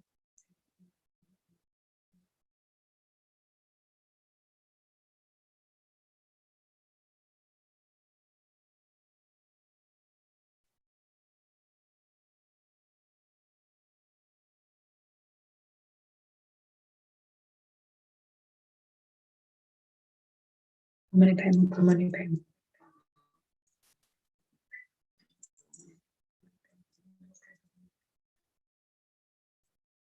Mani Padme, Mani Padme.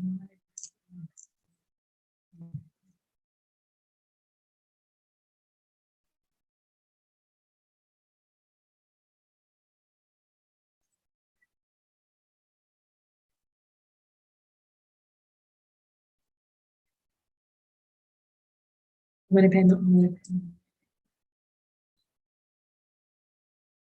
Mani Padme, Mani Padme.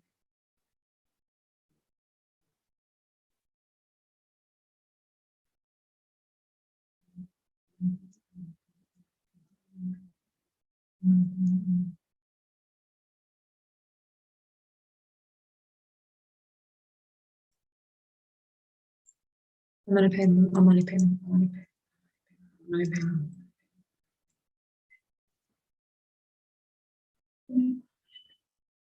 Mani Padme, Mani Padme.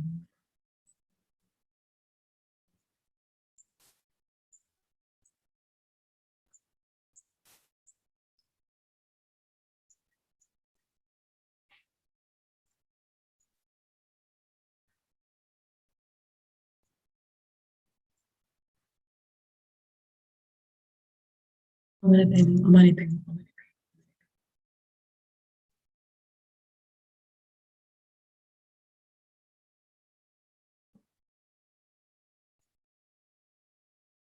Okay, that was 3 rounds.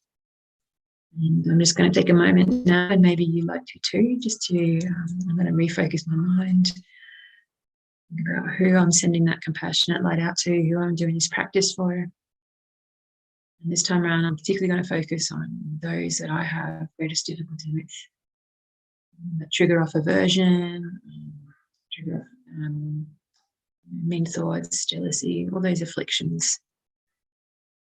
And I'm going to send this compassion out to them so that their suffering, particularly during this time with the pandemic, their suffering can be quickly eased, particularly those who make decisions that I don't necessarily agree with. There are some things that I have very strong opinions about, and therefore it's easy for me to judge others.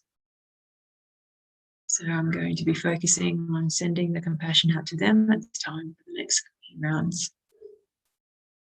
Mani Padme, Mani Padme, Mani Padme, Mani Padme.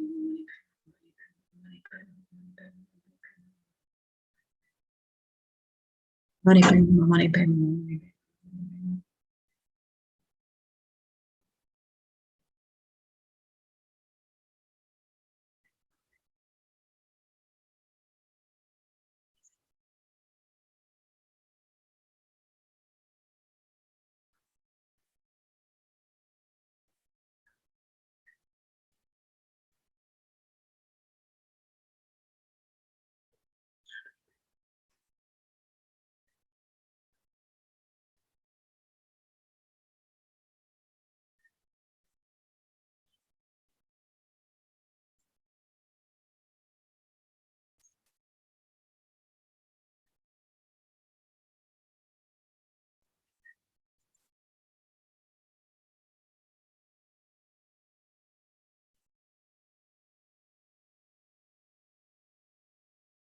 Mani Padme, Mani Padme, Mani Padme, Mani Padme, Mani Padme.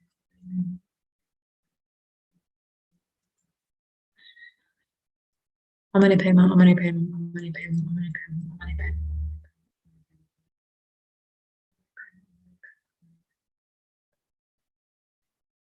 Mani Padme, Mani Padme, Mani Padme, Mani Padme.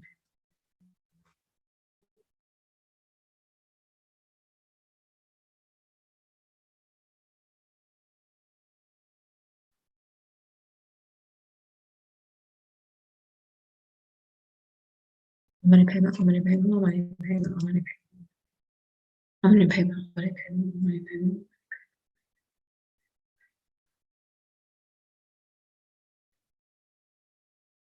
I'm going to pay my money, pay my money.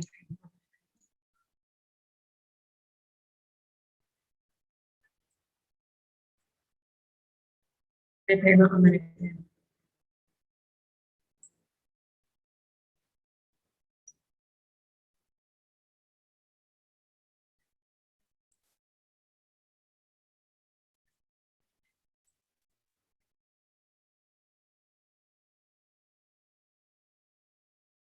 I'm going to pay my money, pay my money.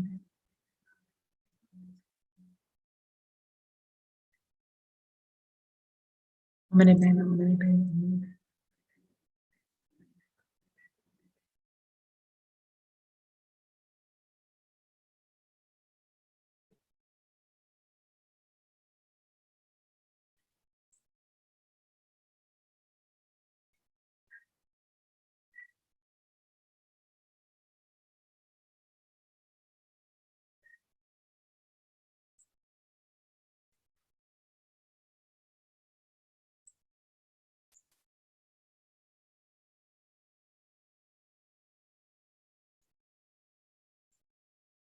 I'm going to pay my money, pay my money.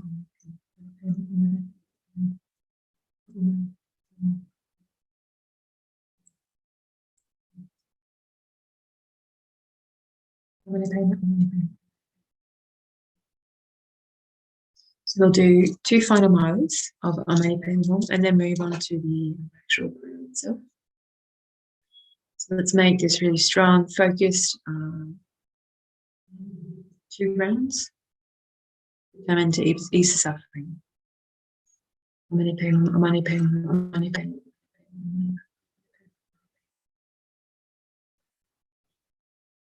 Amani Payam, Amani Payam. Amani Payam,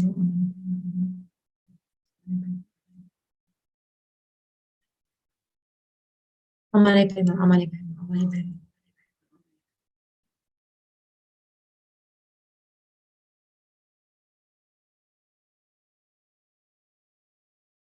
Amani Payam, Amani Payam, Amani Payam.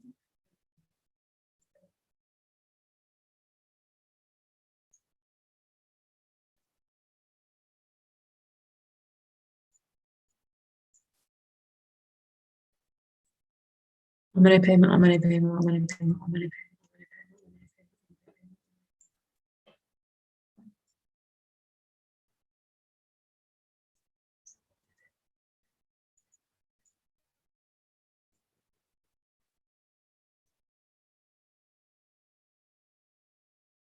Amani Payam, Amani Payam, Amani Payam, Amani Payam, Amani Payam.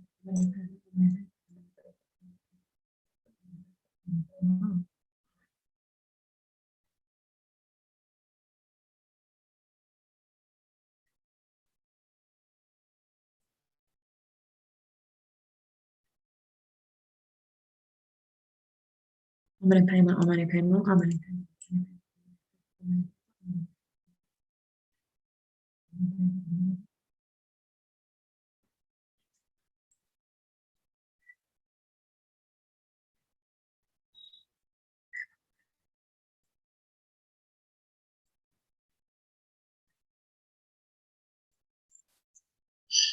Amani Payam, Amani Payam, Amani Payam, Amani Payam.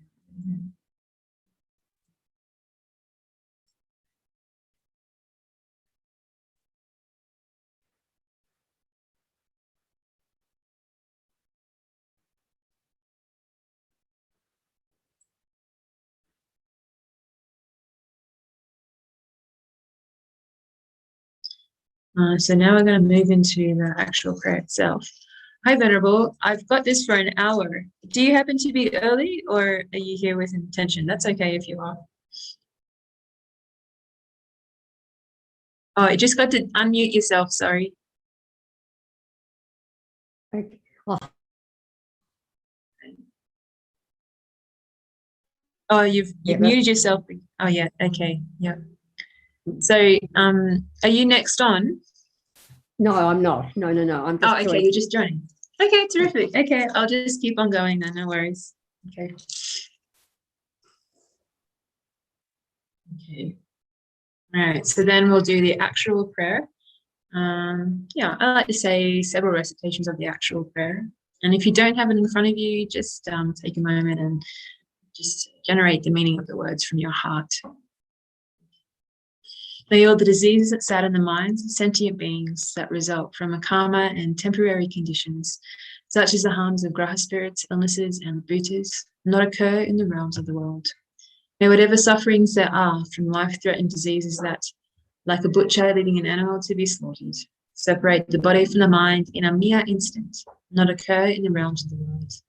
May all embodied beings be unharmed by acute, chronic, and other epidemic diseases, the mere sounds of whose names terrify beings, as though they had been placed inside the mouth of Yama, the Lord of Death. May all embodied beings be unharmed by the 80,000 classes of interferers, the 360 evil spirits that harm suddenly, the 424 diseases, and so forth. May whatever sufferings there are due to disturbances of the four elements, depriving the body and mind of every happiness, be totally pacified.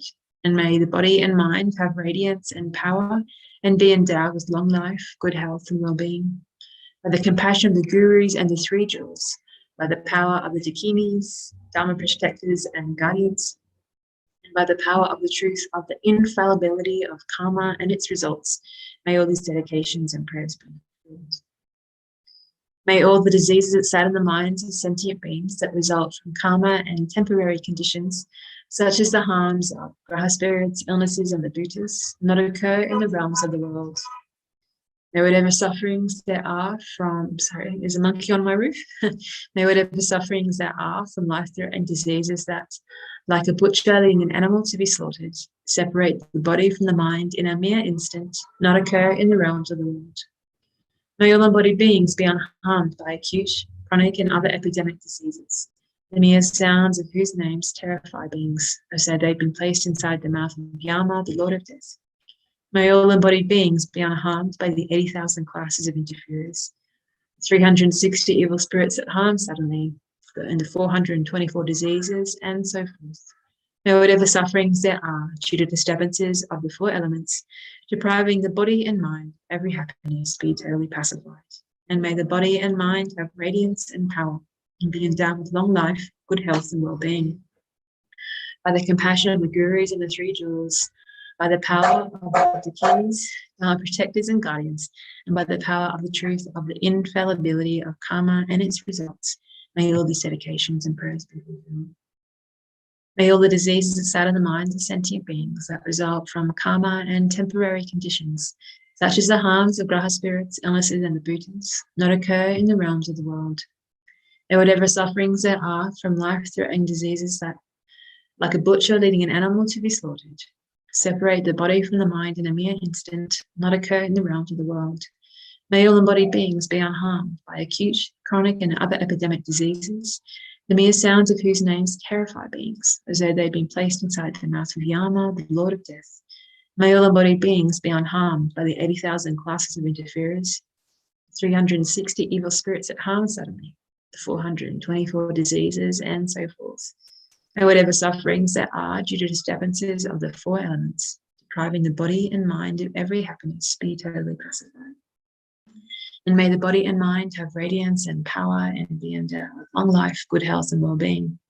By the compassion of the gurus and the three jewels, by the power of the dakinis, dharma protectors, and guardians, and by the power of the truth of the infallibility of karma and its results, may all these dedications and prayers be fulfilled. May all the diseases that sadden the minds of sentient beings that result from karma and temporary conditions, such as the harms of graha spirits, illnesses, and the bhutas, not occur in the realms of the world. May whatever sufferings there are from life-threatening diseases that, like a butcher leading an animal to be slaughtered, separate the body from the mind in a mere instant, not occur in the realms of the world. May all embodied beings be unharmed by acute, chronic, and other epidemic diseases, the mere sounds of whose names terrify beings, as though they had been placed inside the mouth of Yama, the Lord of Death. May all embodied beings be unharmed by the 80,000 classes of interferers, 360 evil spirits that harm suddenly, the 424 diseases, and so forth. May whatever sufferings there are due to disturbances of the four elements, depriving the body and mind of every happiness, be totally pacified. And may the body and mind have radiance and power and be endowed with long life, good health and well-being. By the compassion of the gurus of the three jewels, by the power of the dakinis, our protectors and guardians, and by the power of the truth of the infallibility of karma and its results, may all these dedications and prayers be fulfilled. May all the diseases that sadden the minds of sentient beings that result from karma and temporary conditions, such as the harms of grass spirits, illnesses, and the bhutas, not occur in the realms of the world. May whatever sufferings there are from life-threatening diseases that, like a butcher leading an animal to be slaughtered, separate the body from the mind in a mere instant, not occur in the realms of the world. May other bodied beings be unharmed by acute, chronic, and other epidemic diseases, the mere sounds of whose names terrify beings, as though they had been placed inside the mouth of Yama, the Lord of Death. May all embodied beings be unharmed by the 80,000 classes of interferers, 360 evil spirits that harm suddenly, the 424 diseases, and so forth. May whatever sufferings there are due to disturbances of the four elements, depriving the body and mind of every happiness, be totally pacified. And may the body and mind have radiance and power and be endowed with long life, good health, and well-being. By the compassion of the gurus and the three jewels, by the power of the dakinis, our protectors and guardians, and by the power of the truth of the infallibility of karma and its results, may all these dedications and prayers be fulfilled. Wouldn't sound like the traffic outside that we're on a weekend lockdown, would you? Quite noisy. I don't know if you guys can hear it. May all the diseases that sadden the minds of sentient beings that result from karma and temporary conditions, such as the harms of grass spirits, illnesses, and the bhutas, not occur in the realms of the world. May whatever sufferings there are from life-threatening diseases that, like a butcher leading an animal to be slaughtered, separate the body from the mind in a mere instant, not occur in the realms of the world. May all embodied beings be unharmed by acute, chronic, and other epidemic diseases, the mere sounds of whose names terrify beings, as though they had been placed inside the mouth of Yama, the Lord of Death. May all embodied beings be unharmed by the 80,000 classes of interferers, 360 evil spirits that harm suddenly, and 424 diseases, and so forth. May whatever sufferings there are due to disturbances of the four elements, depriving the body and mind of every happiness, be totally pacified. And may the body and mind have radiance and power, and be endowed with long life, good health, and well-being. By the compassion of the gurus and the three jewels, by the power of the dakinis, star protectors and guardians, and by the power of the truth of the infallibility of karma and its results, may all these dedications and prayers be fulfilled. So we'll recite this one more time, and then we'll go into that lovely, lovely King of Prayers dedication. And I particularly want to do that long prayer today, considering places like India and Brazil and Iran and North Korea and so forth. May all the diseases that sadden the minds of sentient beings that result from karma and temporary conditions, such as the harms of graha spirits, illnesses, and the bhutas, not occur in the realms of the world. May whatever sufferings there are from life-threatening diseases that, like a butcher leading an animal to be slaughtered, separate the body from the mind in a mere instant, not occur in the realms of the world. May all embodied beings be unharmed by acute, chronic, and other epidemic diseases, the mere sounds of whose names terrify beings, as though they had been placed inside the mouth of Yama, the Lord of Death. May all embodied beings be unharmed by the 80,000 classes of interferers, the 360 evil spirits that harm suddenly, the 424 diseases, and so forth. May whatever sufferings there are due to disturbances of the four elements, depriving the body and mind of every happiness, be totally pacified. And may the body and mind have radiance and power and be endowed with long life, good health, and well-being. By the compassion of the gurus and the three jewels, by the power of the dakinis, our protectors and guardians, and by the power of the truth of the infallibility of karma and its results, may all these dedications and prayers be fulfilled. We're going to go on to the King of Prayers. I know it's a bit unusual, but I figure we've got time. And also, I just think lately need to make a stronger dedications for the people being affected. Extraordinary aspiration of the practice of Sangha. I bow down to the youthful Arya Manjushri, your line among humans, gone to the freedom in the present, past, and future. In the worlds of 10 directions, to all of you with body, speech, and sincere mind, I bow down. With the energy of aspiration for the Bodhisattva way, with the sense of deep respect, with as many bodies as atoms of the world, to all of you Buddhas visualized as real, I bow down. On every atom are Buddhas numberless as atoms, each amidst a host of bodhisattvas, and I am confident the sphere of all phenomena is entirely filled with Buddhas in this way. With infinite oceans of praise for you and oceans of sound from the aspects of my voice, I sing the breathtaking excellence of Buddhas and celebrate all of you gone to bliss. Beautiful flowers and regal garlands, sweet music, scented oils and parasols, sparkling lights and sublime incense, I offer to you victorious ones. Fine dress and fragrant perfumes, sandalwood powder heaped high as Mount Meru, wondrous offerings in spectacular array, I offer to you victorious ones. With transcendent offerings peerless and vast, with profound admiration for all the Buddhas, with strength of conviction in the Bodhisattva way, I offer and bow down to all victorious ones. Every harmful action I have done with my body, speech, and mind, overwhelmed by attachment, anger, and confusion, all these I openly lay bare before you. And as we say this, we can do this on behalf of all sentient beings who are suffering due to the pandemic too, so not just for ourselves, but for those as well. I lift up my heart and rejoice in all positive potential of the Buddhas and Bodhisattvas in 10 directions, of solitary realizers, hearers still training and those beyond, and of all ordinary beings. You who are the bright lights of worlds in 10 directions, who have attained a Buddha's omniscience through the stages of awakening, all you who are my guides, please turn the supreme wheel of Dharma. With palms together, I earnestly request, you who may actualize parinirvana, please stay with us for eons numberless as atoms of the world, for the happiness and well-being of all wanderers in samsara. Whatever slight positive potential I may have created by paying homage, offering, and acknowledging my faults, rejoicing and requesting that the Buddha stay and teach, I now dedicate all of this for full awakening. May all you Buddhas now living in the worlds of 10 directions, and all of you gone to freedom in the past, accept my offerings. May those not yet arisen quickly perfect their minds, awakening as fully enlightened ones. May all worlds in 10 directions be entirely pure and vast.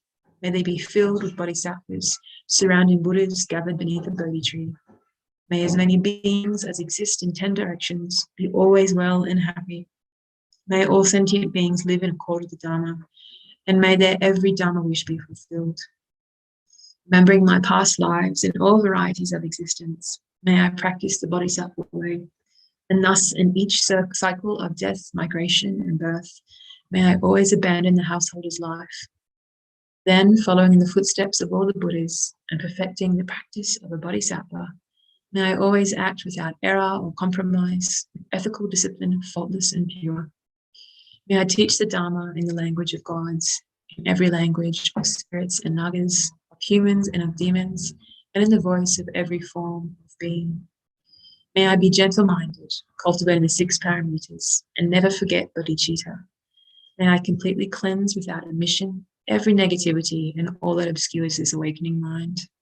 May I traverse all my lives in the world, free of karma, afflictions, and interfering forces.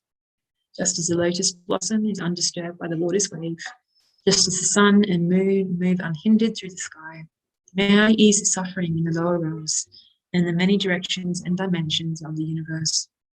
May I guide all wanderers in samsara to the pure bliss of awakening and be of worldly benefit to them as well. May I practice constantly for eons to come, perfecting the activities of awakening, acting in harmony with the various dispositions of beings, showing the ways of a bodhisattva.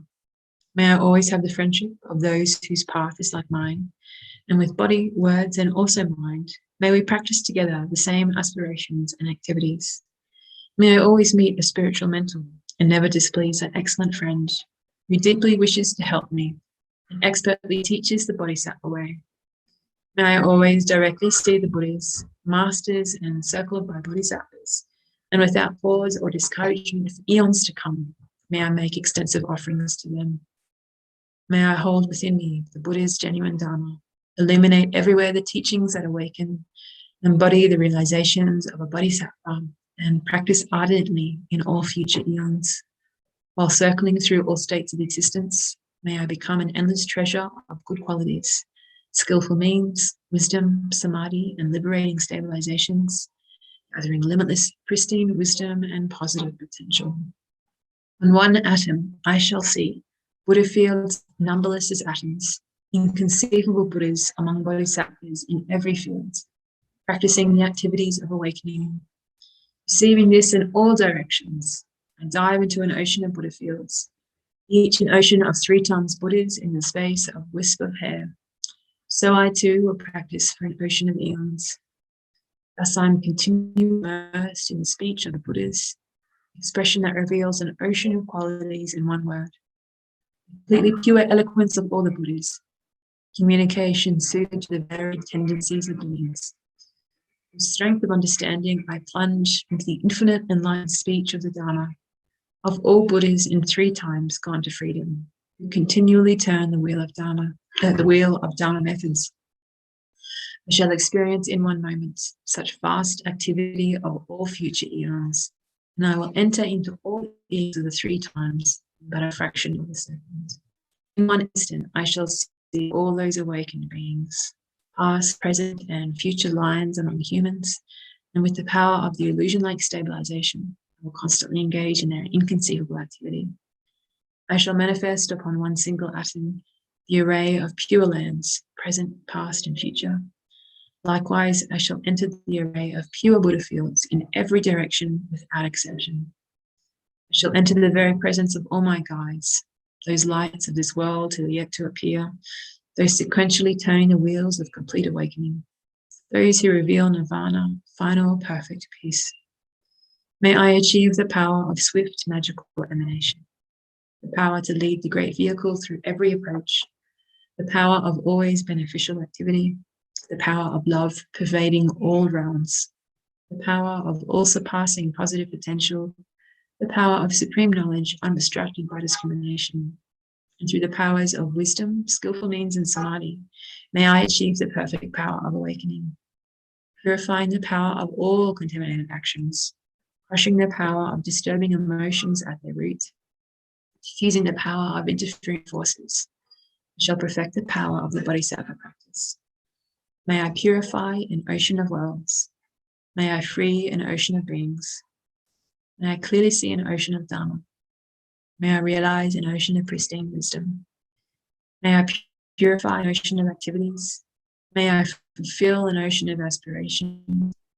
May I make an offering to an ocean of Buddhas. May I practice without discouragement for an ocean of eons. To awaken fully through this bodhisattva way, I shall fulfill without exception all the diverse aspirations of the awakening practice of all Buddhas gone to freedom the 3 times a year. In order to practice exactly as the wise one, called Samantabhadra, all-embracing good, the elder brother of the sons and daughters of the Buddhas, I completely dedicate all this goodness. Likewise, may I dedicate just as skillful Samantabhadra with pure body, speech, and mind, pure actions, and pure Buddha fields. I shall give rise to the aspirations of my Manjushri, this bodhisattva practice of all-embracing good, to perfect these practices without discouragement or pause in all future eons. May my pure activities be endless, my good qualities boundless, and through abiding in immeasurable activity, may I actualize infinite emanations. Limitless is the end of space. Likewise, limitless are living beings. Thus, limitless are karma and afflictions. May my aspirations reach be limitless as well. One may offer to the Buddhas all wealth and adornments of infinite worlds in 10 directions. And one may offer during eons numberless as atoms of the world, even the greatest happiness of gods and humans. But whoever hears this extraordinary aspiration and longing for highest awakening gives rise to faith just once, creates far more precious positive potential. Those who make this heartfelt aspiration for the Bodhisattva way will be free of all lower rebirths, free of harmful companions, and will quickly see Amitabha, infinite light. And even in this very human life, they will be nourished by happiness and have all conducive circumstances. Without waiting long, they will become like Samantabhadra. So, those who give voice to this extraordinary aspiration will quickly and completely purify the 5 boundless harmful actions, created under the power of ignorance. Blessed with supreme knowledge, excellent body, family attributes, and appearance, they will be invincible to vast interfering forces and misleading teachers, and all the three worlds will make offerings. Going quickly to the noble Bodhi tree and sitting there to benefit sentient beings, subduing all interfering forces, they will fully awaken and turn the great wheel of Dharma. I have no doubt that complete awakening is the fully ripened result, comprehended only by a Buddha, of holding in mind by teaching, reading, or reciting this aspiration of the Bodhisattva practice, in order to train just like the hero Manjushri, who knows reality as it is, and just like Samantabhadra as well, I completely dedicate all this goodness, just as they did. That dedication which is praised as greatest by all the Buddhas gone to freedom in the 3 times, I too dedicate all my roots of goodness to the attainment of the Bodhisattva practice. The moment of my death arrives, eliminating all obscurations and directly perceiving Anatta. May I go immediately to Sukhavati, pure land of great joy. Having gone to Sukhavati, may I actualize the meaning of these aspirations, fulfilling them all without exception, for the benefit of beings for as long as this world endures. Born from an extremely beautiful superlative lotus, in this joyful land, Buddha's magnificent mandala, may I receive a prediction of my awakening directly from the Buddha Amitabha. Having received a prediction there, may I create vast benefit for beings throughout the 10 directions, with a billion emanations by the power of wisdom. Through even the small virtue I have accumulated by offering this prayer of the Bodhisattva practice, may all the positive aspirations of beings be fulfilled in an instant. Through creating limitless positive potential by dedicating this prayer of Samantabhadra's deeds, may all beings drowning in this torrent of suffering enter the presence of Anatta. It is kingdom of us which is the greatest line, the infinite wonders in samsara, through the accomplishment of this scripture dazzling with Samantabhadra's practice. May suffering realms be utterly emptied of all beings.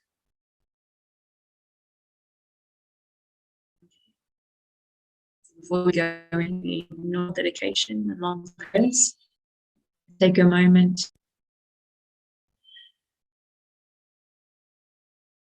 and we'll rejoice. It says rejoicing is the easiest way to create merit, to continue being connected to the Dharma and being able to help others. Take a moment to rejoice in the efforts of all of those who work together every single week to allow us to do this prayerathon. So all the team at CI, all the organisers, all the participants, everybody who comes together. Take a moment to rejoice in their efforts.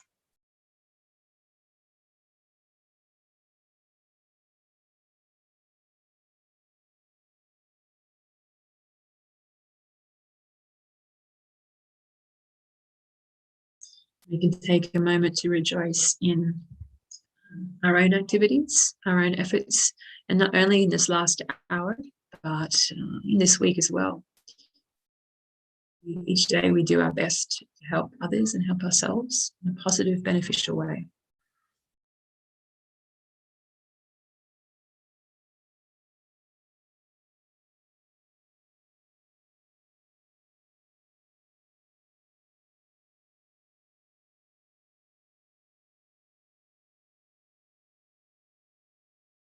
Then we can take, let's rejoice in the efforts of all of our teachers and holy beings. And if you're not a Buddhist, then we can take this moment to rejoice in all those who are striving every single day to work for the benefit of others, including the being that you visualized when we're thinking of Chenrezig or somebody else who embodied that compassion and love. So all of their effortless work, or their work with great effort that they do every single day, inspiring us, motivating us, encouraging us.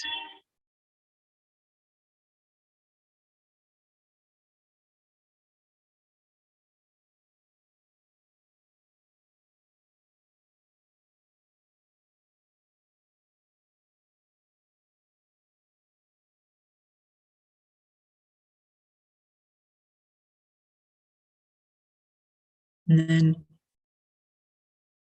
Before we begin the standication prayers, just bring to mind your understanding of emptiness so that we can seal this merit away from any destructive anger. When we're angry, we destroy what merit we've created. Whatever understanding of emptiness you have, just bring that to mind and reflect on it for a moment.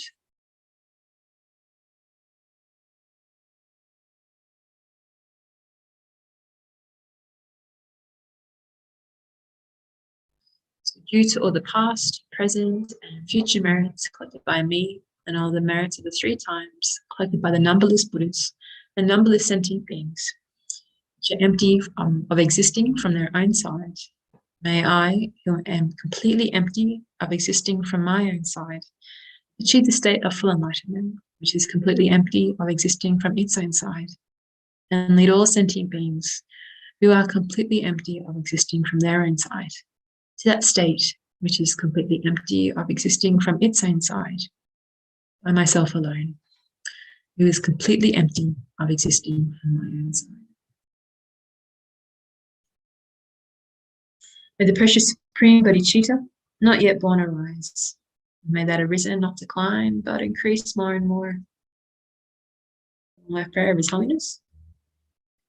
The land encircled by snow mountains, you are the source of all happiness and good.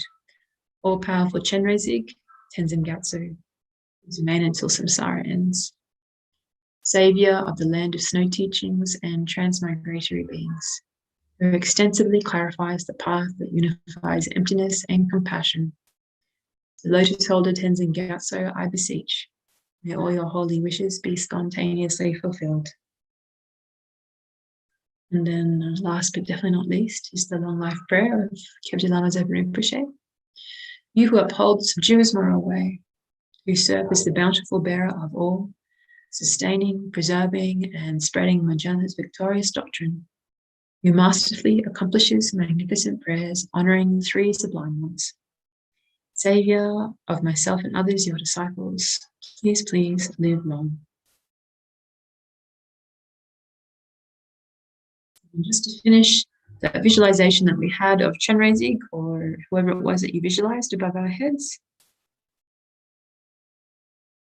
shows them dissolving into that white light of compassion, and that goes down through your head and remains in your heart.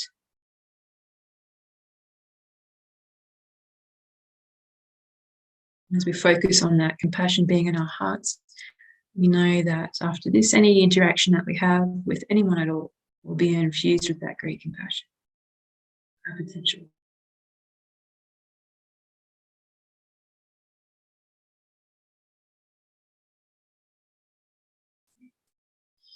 Now, who do I have? No, I can hear you now. Oh, Venerable Pende. Yes, hello. Hi, how are you? I'm fine. How are you? Yeah, I'm very good, thank you. Good. You're going to come back at the end of here? That's my intention. A few obstacles in the path at the moment, but that is my intention. Yes, yes. Good, fantastic. I will see you later. You have a good session. Okay, thank you. Thank you very much.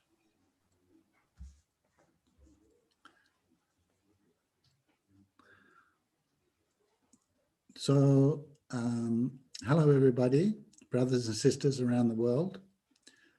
I'm Pende Horta from Chenrezig Institute in Queensland. It's a nice, cool, rainy day here, about 21 degrees. And earlier I was out swimming in the rain, which was very pleasant. And it's a pleasure to be here. Thank you all for being here, everybody out there, and for being part of this prayer-a-thon. And thank you for everybody who's making this prayer-a-thon possible, including the wonderful technicians here at Chenrezig, including Tim, who's sitting in front of me now, for making all of this possible. So just let's start the session by just quietening our minds for a few minutes and setting our motivation for doing this session, but let's just quieten our minds, just focusing on the breath and bringing our mind to the present just for a couple of minutes.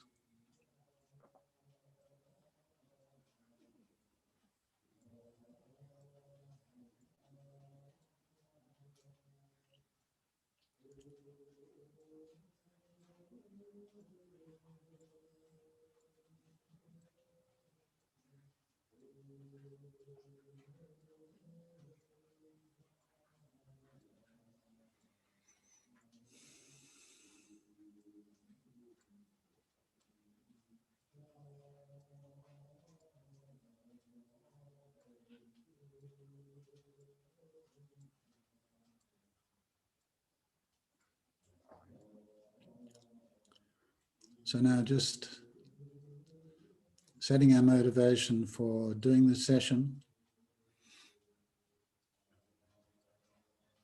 just reminding ourselves why we're doing this prayer-a-thon, with the wish that the coronavirus will be quickly eradicated from the world,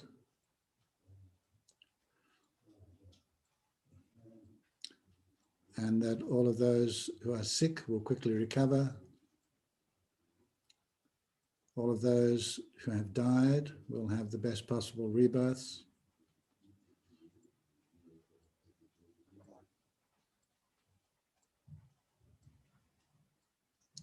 And knowing that by doing the special practice of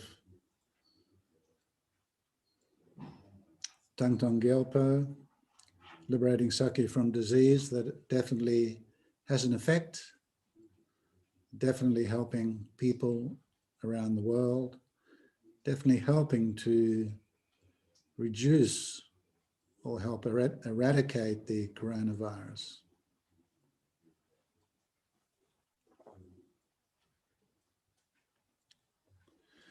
So we'll start the practice with the motivation in the text of the Vajra speech of Mahasiddha Thangtong Gyalpo, the blessed prayer known as liberating Sakya from disease. So we'll just recite the motivation several times. All sentient beings, my mothers who are infinite like space, go for refuge to the precious Guru Buddha. We go for refuge to the Buddha, the Dharma and the Sangha. We go for refuge to the assembly of gurus, yidams and dakinis. We go for refuge to the empty clarity of our own minds, the Dharmakaya. All sentient beings, my mothers who are infinite like space, go for refuge to the precious Guru Buddha. We go for refuge to the Buddha, the Dharma and the Sangha. We go for refuge to the assembly of gurus, yidams and dakinis. We go for refuge to the empty clarity of our own minds, the Dharmakaya. All sentient beings, my mothers who are infinite like space, go for refuge to the precious Guru Buddha. We go for refuge to the Buddha, the Dharma and the Sangha. We go for refuge to the assembly of gurus, yidams and dakinis. We go for refuge to the empty clarity of our own minds, the Dharmakaya. All sentient beings, my mothers who are infinite like space, go for refuge to the precious Guru Buddha. We go for refuge to the Buddha, the Dharma and the Sangha. We go for refuge to the assembly of gurus, yidams and dakinis. We go for refuge to the empty clarity of our own minds, the Dharmakaya. And now we can move on to the recitation of the Chenrezig mantra, Mani Padme Hung.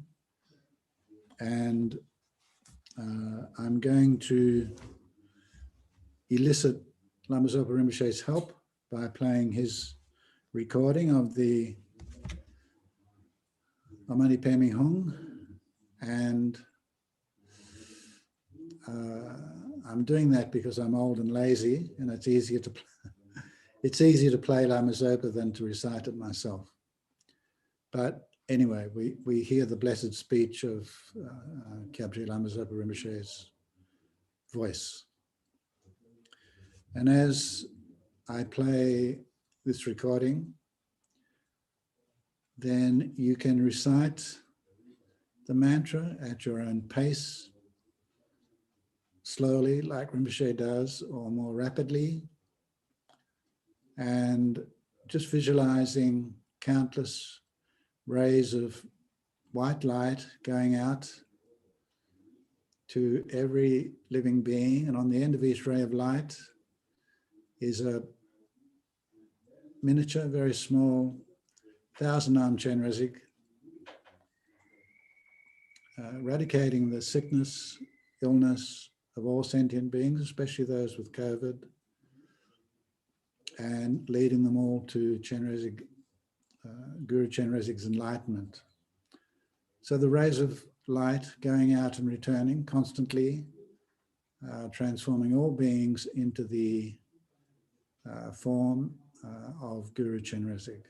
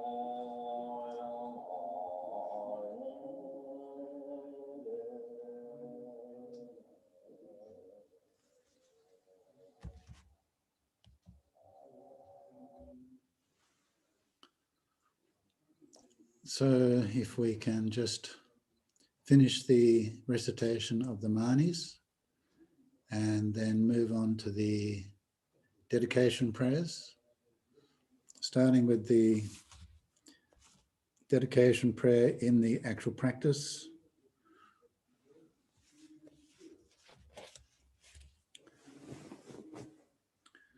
May all the diseases that sadden the minds of sentient beings that result from karma and temporary conditions, such as the harms of graha spirits, illnesses, and the bhutas, not occur in the realms of the world.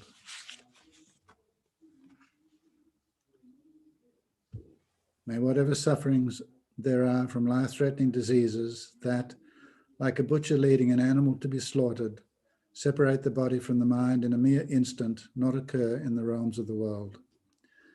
May all embodied beings be unharmed by acute, chronic, and other epidemic diseases, the mere sounds of whose names terrify beings, as though they had been placed inside the mouth of Yama, the Lord of Death. May all embodied beings be unharmed by the 80,000 classes of interferers, the 360 evil spirits that harm suddenly, the 424 diseases, and so forth. May whatever sufferings there are due to disturbances of the four elements, depriving the body and mind of every happiness, be totally pacified. and may the body and mind have radiance and power and be endowed with long life, good health, and well-being. By the compassion of the Gurus and the Three Jewels, by the power of the Dakinis, Dharma protectors and guardians, and by the power of the truth of the infallibility of karma and its results, may all these dedications and prayers be fulfilled.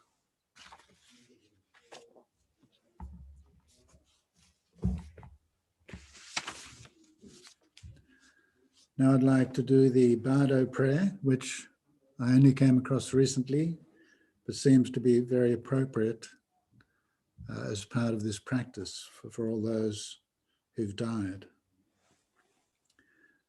O Buddhas and Bodhisattvas abiding in all directions.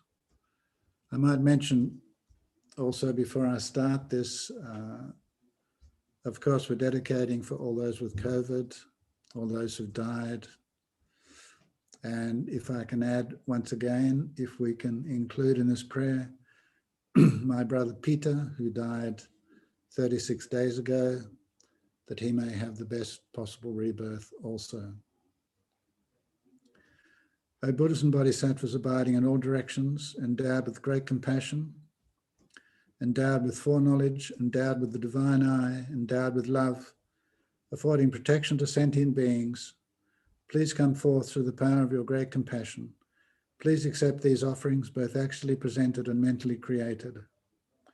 O compassionate ones, you who possess the wisdom of understanding, the love of compassion, the power of doing divine deeds, and of protecting in incomprehensible measure, they are passing from this world to the next. They are taking a great leap. The light of this world has faded for them. They have ended solitude with their karmic forces. They have gone into a vast silence. They are borne away by the great ocean of birth and death. O compassionate ones, protect them who are defenseless. Be to them like a mother and father. O compassionate ones, let not the force of your compassion be weak, but aid them. Let them not go into the miserable states of existence. Forget not your ancient vows. And especially this week at this time, we've all heard about the catastrophic numbers of COVID in India, with some average daily rate of around 350,000 people. And going on early figures from the pandemic, and that probably relates to about 7,000 deaths a day, which they say is probably being grossly underestimated in India at the moment. We also dedicate for all of the monks and nuns at Kopan Monastery and Nunnery, the ones who have COVID, may they quickly recover.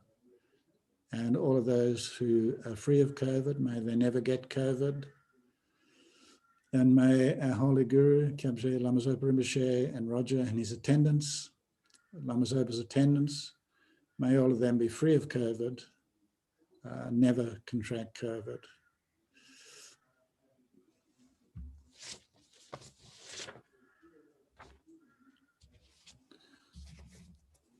Now, doing the long life prayers for His Holiness, etc. In the land encircled by snow mountains, you are the source of all happiness and good, all powerful Chenrezig Gyalpo, please remain until samsara ends. The prayer that spontaneously fulfills all wishes, Saviour of the snowland teachings and transmigrating beings, who extensively clarifies the path that unifies emptiness and compassion, to the lotus in the hand, Lord Tenzin Gyatso, I beseech, may all your holy wishes be fulfilled. In short, may the good fruit of any extensive prayer to fully protect the land of snows, made by the powerful protector Chenrezig, in the presence of the Buddhas and their children, appear soon, here and now. And prayer for the long life of His Holiness the Dalai Lama. May the nectar stream and the blessings of the lotus holder always enter our hearts and nourish them with strength. May we please you with offerings of dedicated practice, and may we reach beyond the shores of perfect compassionate deeds. And then a supplication for the long life of Lama Tutum Zopa Rinpoche. Om Svasti, Vijaya, all-conquering goddess, whose lunar-like face changes with our changing fates, the faintest cooling ray of whose mantra name allays the fiery pain of our life's final end. Rainmaker, adept who brings forth life's rain, here, now grant your greatest of gifts. Victorious goddess, grant life without end. Hear our prayer, O Lama, whom we revere, you who bear the name of he who pitilessly holds the living essence of the pure, paradigmatic doctrine of the victors, of he alone adornment of the earth, of here guides sublime liberation, the sphere of peace. Precious treasure of precise and subtle reasoning, golden laser light of bright unerring wisdom, clarifying without confusion the two truths amongst the multiplicity of things, Lama, remain immutably amongst us, a radiant Dharma sun. Skilled in sprinkling the waters of healing, fulfilling needs, benefiting all, laughing smile revealing pearls of skill, humility, and constancy, a deep milky sea of the liquid moon of morality, Lama, remain immutably amongst us, one supremely worthy of veneration. The moon of your Mahayana mind, ringed round by the fever, cooling camphor of unsullied, unsurpassed resolve, brilliantly swirls to the bounds of space. Unbounded seas of the happiness of now and bliss of always, Lama, remain immutably amongst us, a moon guiding our way. Your teachings are vast, spreading rivers of celestial nectars, your dialectics an invincible cutting Vajra weapon. Your writings, thousand-petal lotuses unfolding their glory, Lama, remain immutably amongst us, a guardian of highest knowledge. By the might of seas of spiritual masters, deities, and doctrine protectors, by the power of profound dependent arising, and the unvarying emptiness of all that appears, may all the hopes of our prayers with effortless ease be spontaneously fulfilled. Sava Mangalam, may all be auspicious. Then, just very quickly, sealing this practice that we've done together with the emptiness of the three circles, ourself, the practice, the act of doing the practice, that all beings may quickly be free of suffering and achieve the highest form of happiness. Thank you. Is the next person there? Good morning, Venerable Panda. Good How morning, are is that you? Venerable Damcha? It is indeed. How are you? You keeping well? I've been all right, thank you. Grand. I take it You you're in off now London? to watch His Holiness? No, I won't be able to do that. Are you in London? I'm outside London. I'm about an hour south of London at the Sunshine Coast of Eastbourne. Oh, very nice. Yes. And what's the time there? 4 What have I o'clock? got now? It's 5 o'clock at the moment. Yes. 5 o'clock. Yeah. All right. Time well, to get up. Sorry? Time to get up. Time to get up. Yes. Well, I'll let you get on with it. Excellent. So thank you very much. And Lovely to thank see you again, for- Venerable.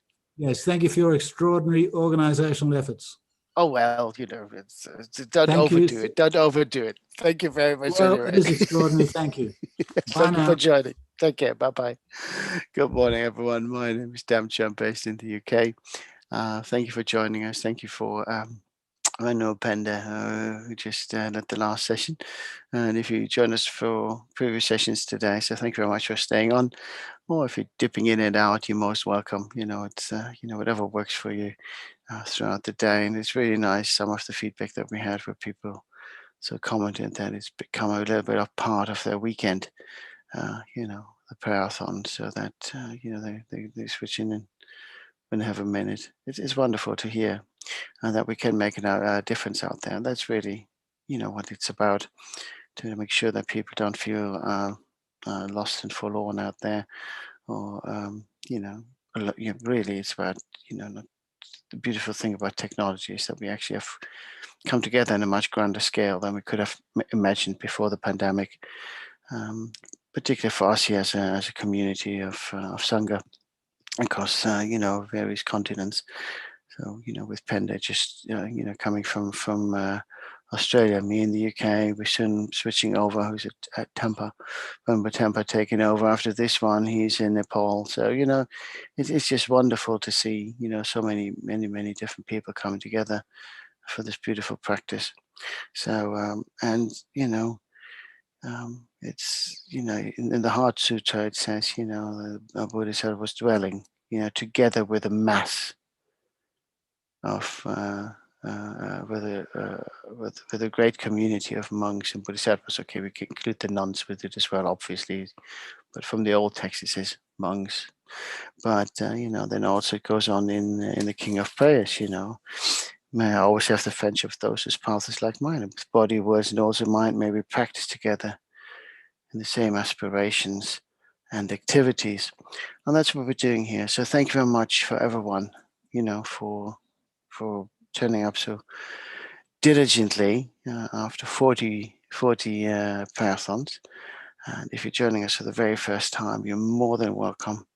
And you know, it's interesting that, you know, even after the prolonged period of time, we tend to be able to reach out.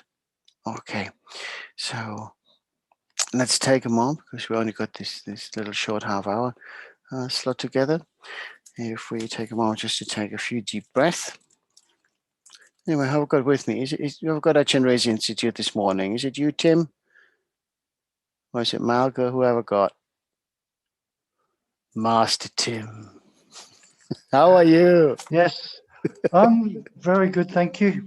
Yes, good to see you again. Oh, look, I interrupted you. Were you having some breakfast?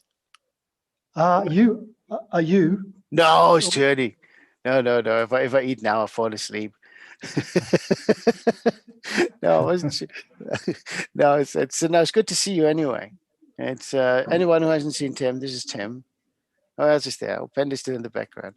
No, it's always wonderful to get the guys who do, and the guys and girls who do on the tech side. It's sometimes nice to get them in front of the screen as well, because they're always shy, and it looks like someone's drawing your attention. So I better let you go and return to your duties.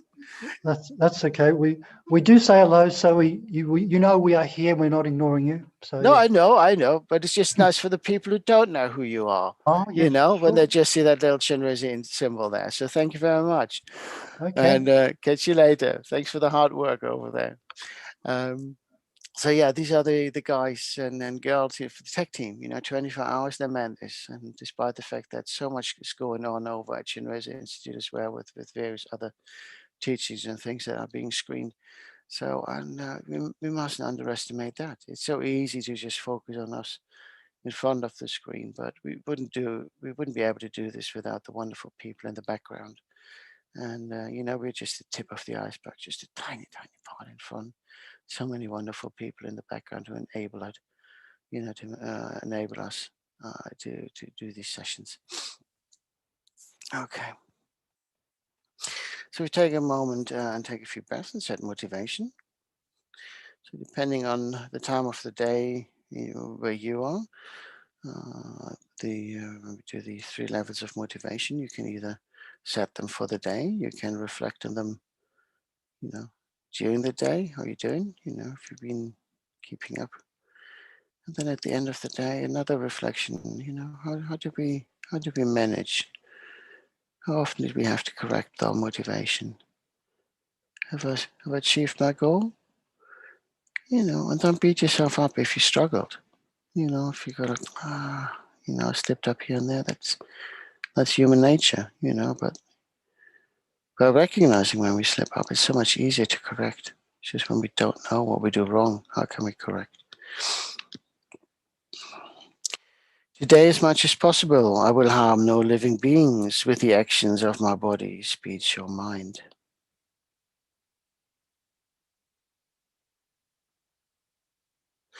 Today, as much as possible, I will seek to benefit others in whatever way I can.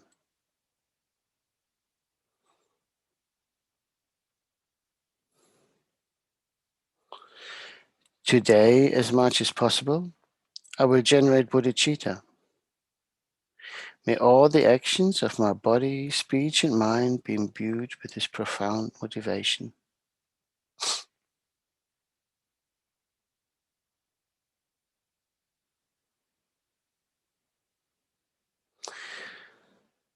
Yeah, keep that in mind. You know, have the intention of doing as much as you can to achieve these goals.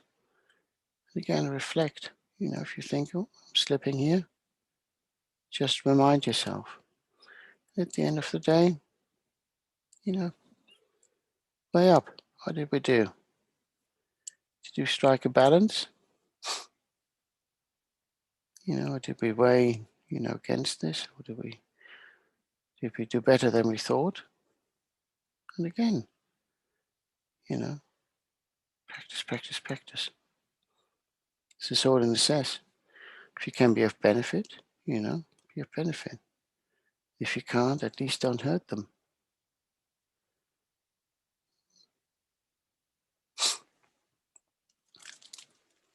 So if we're visualizing the space in front of us, our Guru, in the aspect of Chenrezig,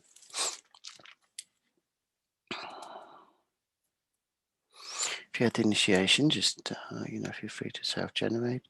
If not, just keep an image of the visualization in front of you, above the crown of your head. If you're joining us from a different faith, just visualize the deity you most closely associate with love and compassion. And if you're joining us from a special path in which you'd rather not engage with deities, just visualize a clear light in the space in front of you above the crown of your head.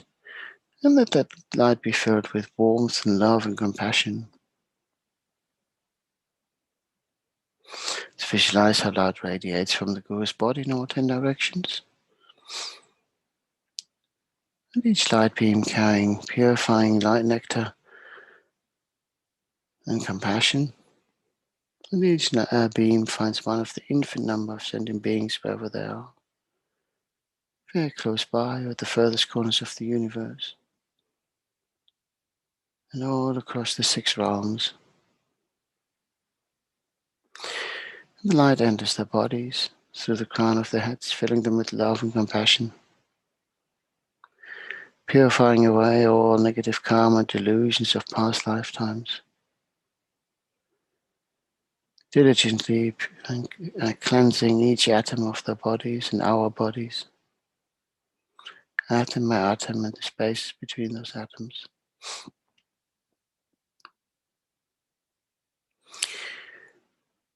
The Guru's love knows no boundaries, no discrimination, no conditions. The Guru just wants beings to be free from suffering.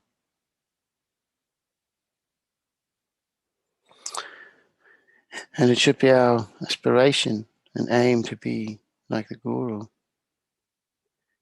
not discriminating when we choose to help beings. We all suffer. And that's what we have in common. We don't like to suffer. We don't like to be thought of unkindly, spoken to harshly, or treated badly.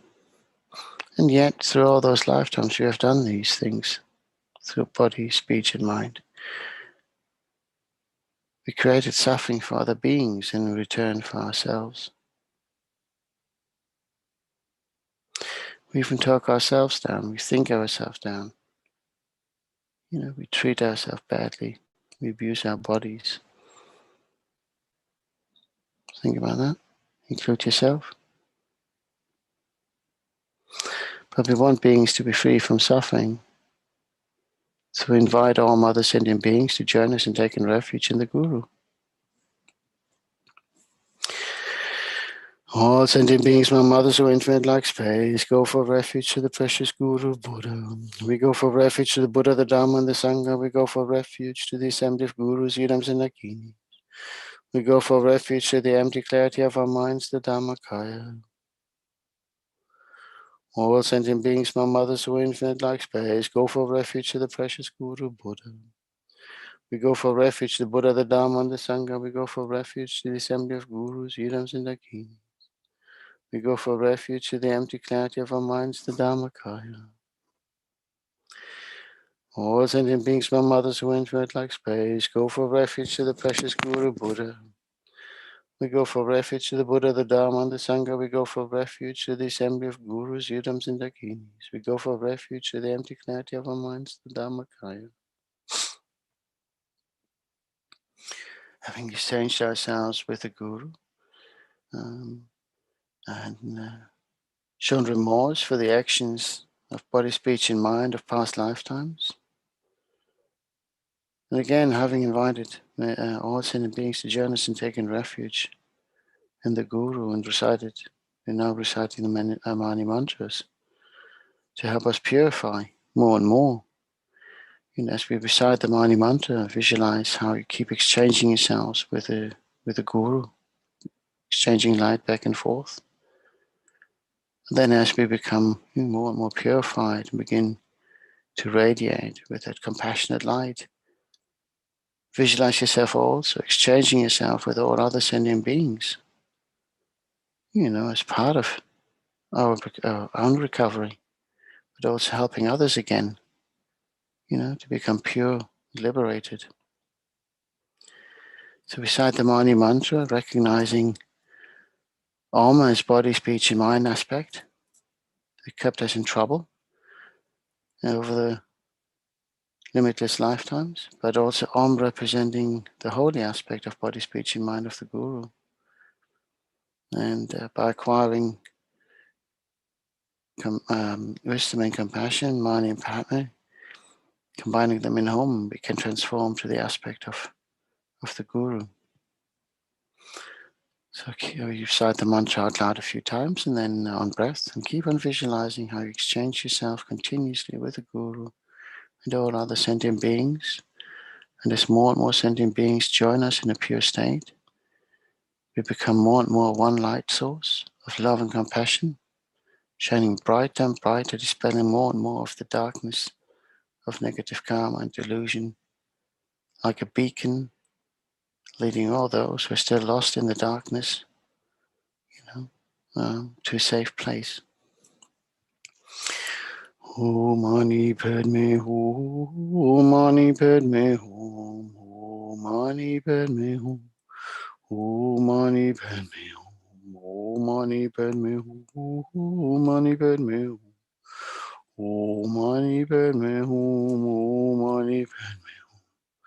Om Mani Padme Hum, Om Mani Padme Hum, Om Mani Padme Hum, Om Mani Padme Hum,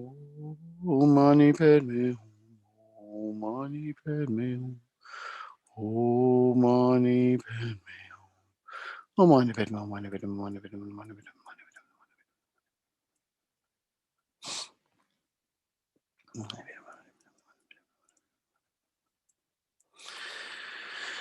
Mani Padme Hum, Om Mani Padme Hum, Om Mani Padme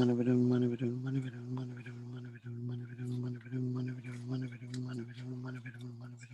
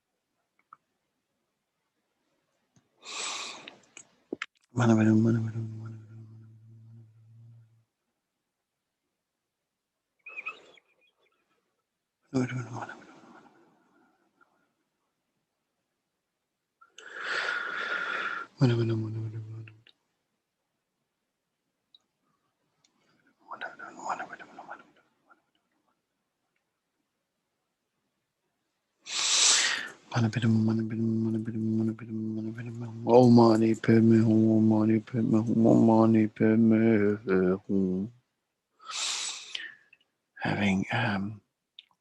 recited these many manis, and having exchanged ourselves with all other sentient beings and the Guru, we visualize ourselves now as pure and holding on to that pure state for at least the duration of these prayers, so that we may be of maximum benefit to all other sentient beings. We are now reciting the actual prayer of Thangtong Gyalpo, liberating Sankhya from disease. And we recite this this prayer 3 times. And, we can, structure it in such a way that we say, okay, body, speech, and mind, 1 recitation each, for the suffering that may occur in each of those. If you have more time, you can extend it into the realms, across the 6 realms. If you have a bit more time, you can do maybe 3 recitations for each realm to address the suffering of body, speech, and mind in each realm. Well, we just do 3 right now because of time limitations. And really, when we recite the first one, think really how, by reciting this particular prayer, all sorts of suffering are being destroyed at the seed. So we're burning the seed to stop further suffering germinating. That's the main aim. And then, we recite more and more and, burn more and more of the suffering away. With those who are sick, be restored to good health. With those who have passed beyond, may they be reborn under fortunate circumstances. And we are those who suffered other hardships as part of the economic or psychologically, through constant exposure to the suffering that currently exists, has existed over the last year. But they may be given whatever wealth and resources are required for them to restore themselves to a level of happiness that is free from suffering, so they may be able to take care of themselves, the family, and the community. Maybe particularly right now enjoy also consider the big flare up in India right now. All our Indian brothers and sisters, maybe wish them a speedy way out of this. So again, at our heart, let's include those really, really stricken by it right now. We may count our blessings in some parts of the world and go like, yeah, well, it's not that bad. We go partying again. But, think about the areas where it's really flaring up, and think about what you can do to stop that happening in your areas. Like in the UK, they're running a trial now, or did one yesterday. 3,000 people were allowed to come together to party. Where we're hearing the news of hundreds of thousands of people being, identified as positive in India. It seems mad. Again, think about what you can do, to help the situation.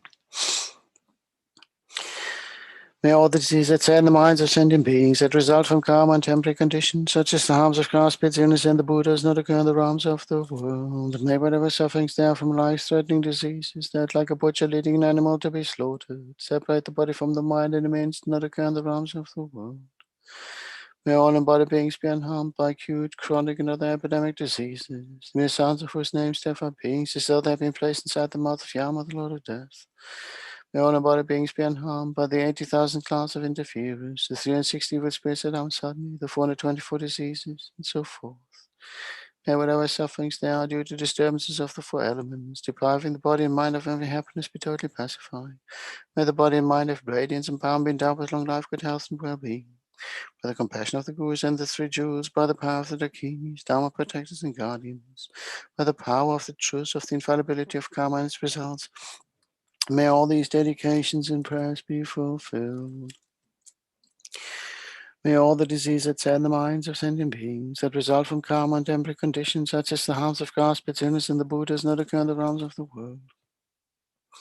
May whatever sufferings there are from life-threatening diseases, that like a butcher leading an animal to be slaughtered, separate the body from the mind in a means not occur in the realms of the world. May all embodied beings be unharmed by acute, chronic, and other epidemic diseases. The mere sounds of whose names therefore beings, as though they had been placed inside the mouth of Yama, the Lord of Death. May all embodied beings be unharmed by the 80,000 class of interference, the 360 with spirits that harm suddenly, the 424 diseases, and so forth. May whatever sufferings there are due to disturbances of the four elements, depriving the body and mind of every happiness, be totally pacified.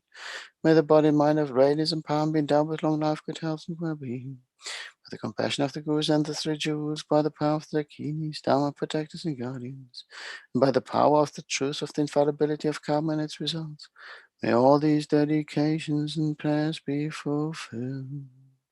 So one last time, really, really, with the purest of your intentions and with the purest heart, really wish for all the suffering to end, for suffering never to return. So if we all recite correctly, with the purest of intentions, our collective merit, we should see the we should see the results again and have faith in the prayer. And, we've seen so much happening since we started in August with prayerathon. And if we think back even a year, when COVID, entered the world stage, how little we knew how to really best deal with it. Then we were fortunate enough to come up, to develop all these vaccines, and we rolled out the programs. So it's a shame, it's a shame to see what's happening in India. But then, what's the virus trying to do? The virus is trying to stay alive. Okay, technically, I think, technically the virus isn't alive, but it's trying to survive. The virus is trying to survive. That's what its function is. In the same way, you and I would try to survive, based on our nature. So, really, from the bottom of your heart, wish for all that suffering to end, for the pandemic to cease. May all the diseases that sad in the minds of sentient beings that result from karma and temporary conditions such as the harms of Christ, sinners, and the Buddhas not occur in the realms of the world. May whatever sufferings there are from life-threatening diseases, that like a butcher leading an animal to be slaughtered, separate the body from the mind in a means not occur in the realms of the world. May all embodied beings be unharmed by acute, chronic, and other epidemic diseases. May sounds of whose names therefore beings as though they have been placed inside the mouth of Yama, the Lord of Death.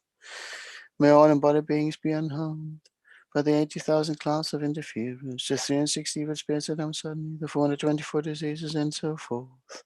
May whatever sufferings there are due to disturbances of the four elements, depriving the body and mind of every happiness, be totally pacified.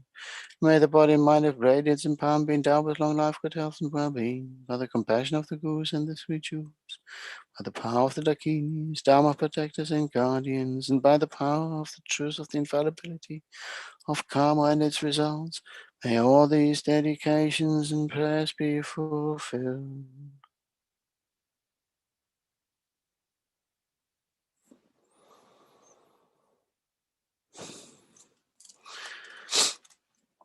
So let's visualize that we have done what we set out to do, and we keep on reciting until we can be sure. It's you think about if you ever put weed killer down, it takes a while for things to get to the roots and the seeds, and then before the plant maybe wilts, and then you still have to go and tidy up, because you might want to pull them out, and so there's still tidying up to do in this world. So that's why we're hoping that maybe with what's happening in India and in Nepal right now, it's just something, because we focus too much on one corner of the garden and thought we're going to be okay. Maybe we threw some stuff over there.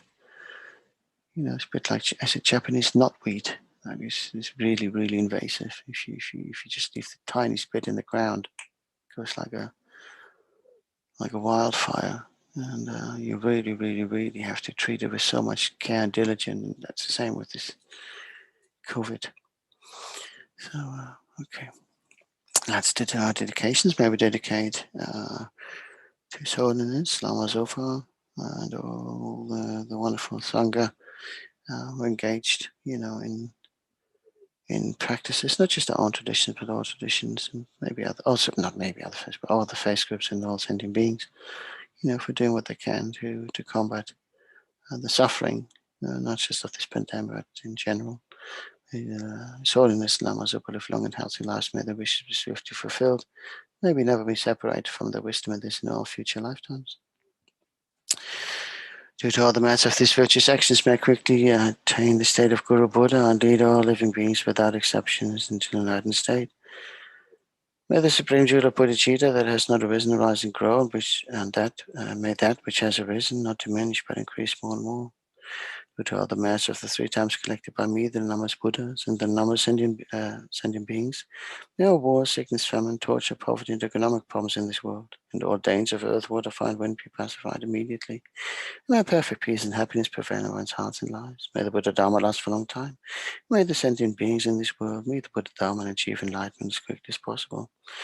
Due to all the past, present, and future merits collected by me, and all the merits of the 3 times collected by the numberless Buddhas and numberless sentient beings, which are completely empty of existing from their own side, may I, who am completely empty of existing from my own side, achieve that state of full enlightenment which is completely empty of existing from its own side, and lead all sentient beings who are completely empty of existing from their own side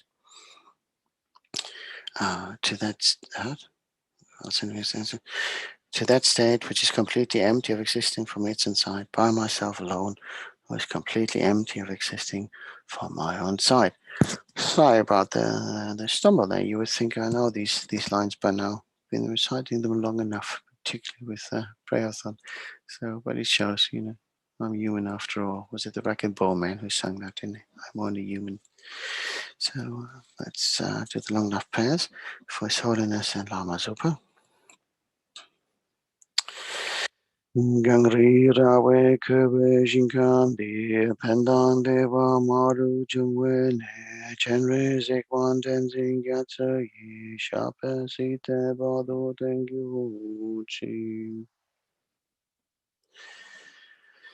Tupso shang xing yam gyung gyue tenzing kanpawe kunzo do po tse sok shum kwe lek mun tu Padak sok de je gundu sham ten sho. Thank you very much indeed. Thank you very much for joining us throughout this session. And if you're staying on, hope you have a wonderful day and time with Prayerathon. And I know that some will be here to join Venerable Tempa at Kopan. I know he brings his friends up. He whipped them all into shape. He said, "Come on, I'm on. Get up over in the UK. What else would you be doing this time of the day?" How are you, Venerable? You keeping well? I'm very well, yeah, thank you. How's the situation in Japan? I know you had a few cases last week. Are you okay now? Yeah. Or? Well, I was kind of playing down the situation at that point last week because I wasn't sure what was being communicated outside, but it seems that now everything's out there. So we had 187 positive cases here at Kopan. Mm-hmm. At the monastery. At the nunnery, I think things are still kind of unsure, like the scale of things, but that's why I think they're saying at least 200 people, because there's at least 13 or if not more at the nunnery in reflection of what happened here.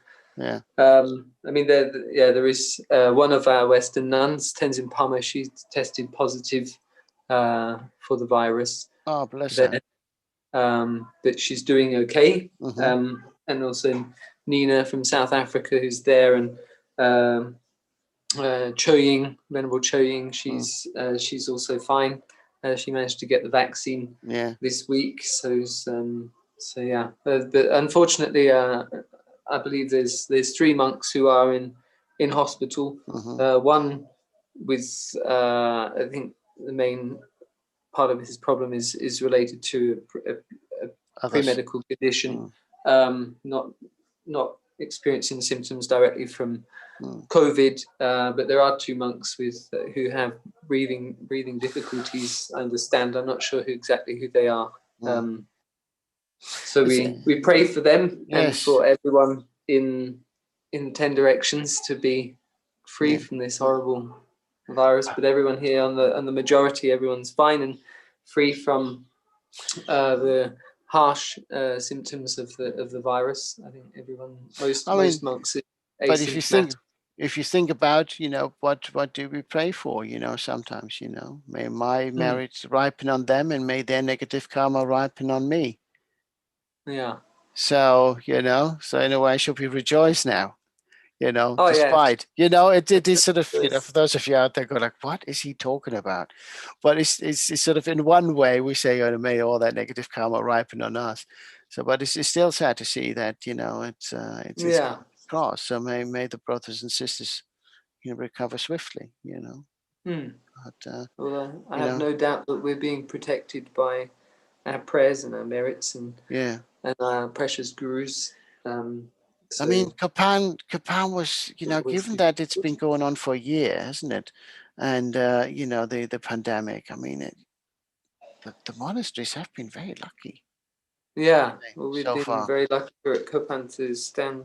Because the rollout, I don't think, was particularly, the vaccine rollout wasn't particularly massive in the area, was it? I think you no, not in Nepal.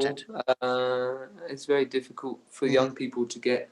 Still, like Cho Ying, she had to wait 10 hours to get her vaccine the other day.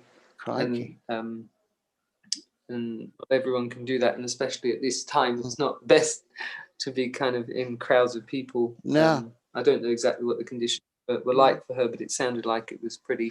But again, I mean, horrendous if you know, given how how long we have been sort of working with vaccines, you know, in the West, you know, and how long sort of India and Nepal had to wait. And okay, India has, of course, the problem is massive population, isn't it? So of course, you know, when we hear 300,000, that is a lot. But if you consider the amount of people who also live there, and sometimes extremely closely populated or densely populated, you know, well, fingers crossed, all's going well soon, you know. Anyway, so before I say the medicine, I hand over to you so you can administer the medicine. That's Thangtong Gyalpo. I'll try, But look after yourself. Take care. My love to everyone. Bye-bye. Thank you for all of your coordinating us all. Thank you very much.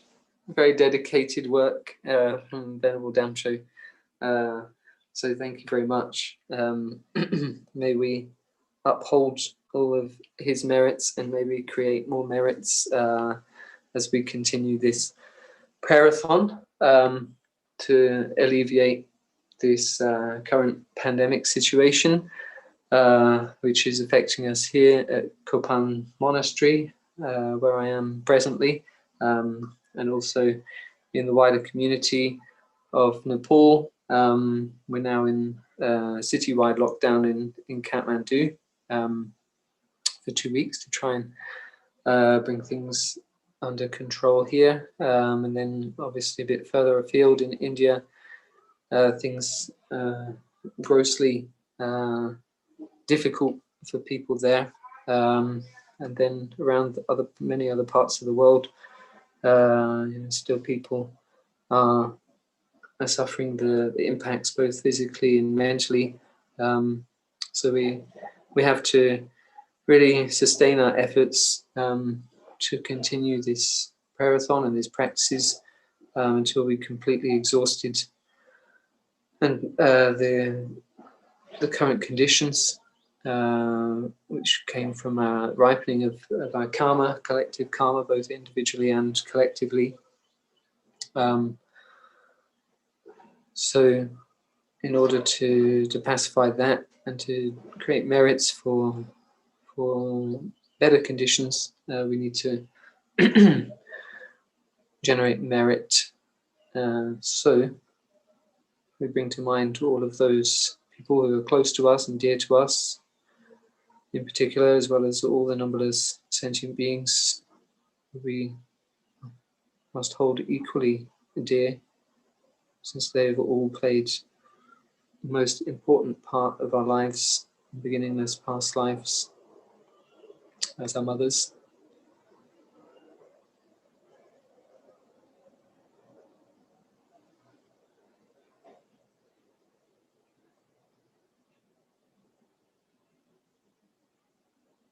So, reflecting on that limitless kindness that we've been shown, we generate that strong wish to repay that kindness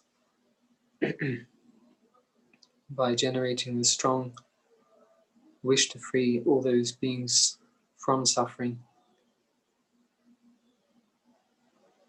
both gross and subtle, and place all those sentient beings in that sorrowless state.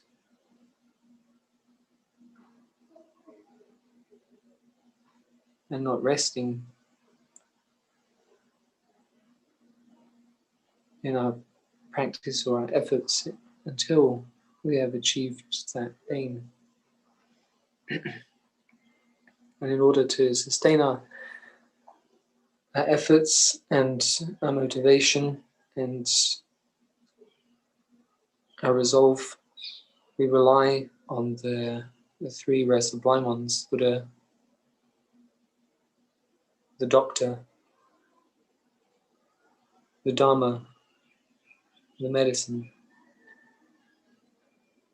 and the Sangha, who help us to administer the medicine, like the nurse.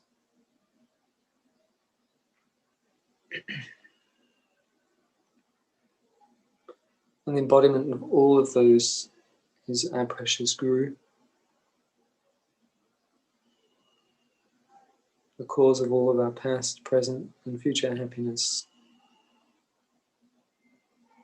Through reliance on him or her, embodiment of all the 10 direction Buddhas at the 3 times, the Buddha, Dharma, and Sangha, all the statues, scriptures, stupas, all holy objects. And so visualize our Guru in the space before us, the aspect of Guru Shakyamuni, in nature of pure golden light.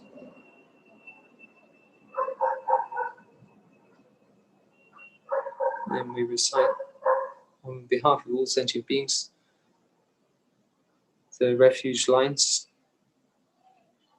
So from the Vajra speech of the great Mahasiddha, Thangtong Gyalpo, the blessed prayer, known as liberating Sakya from disease.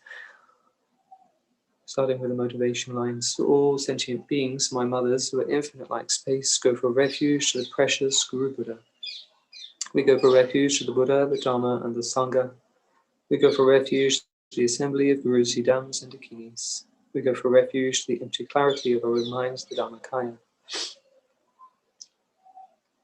All sentient beings, my mothers, who are infinite like space, go for refuge to the precious Guru Buddha. We go for refuge to the Buddha, Dharma, and the Sangha. We go for refuge to the assembly of Gurus, Siddhams, and Dakinis.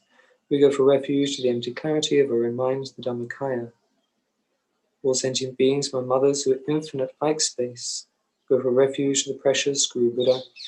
We go for refuge to the Buddha, the Dharma, and the Sangha. We go for refuge to the assembly of Gurus, Siddhams, and Dakinis. We go for refuge to the empty clarity of our own minds, the Dhammakaya.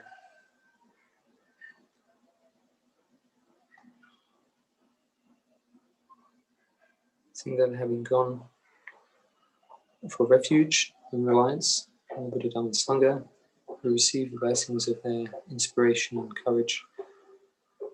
And now I'd like to reflect on the 8 verses of thought transformation by the great Bangre Tenpa. Determined to obtain the greatest possible benefit from all sentient beings who are more precious than a wish-fulfilling jewel, I shall hold them most dear at all times.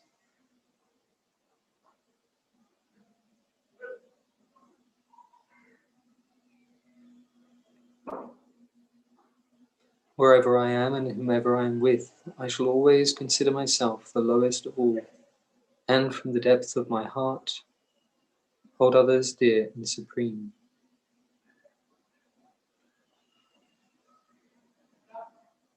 So just reflect on each of these verses.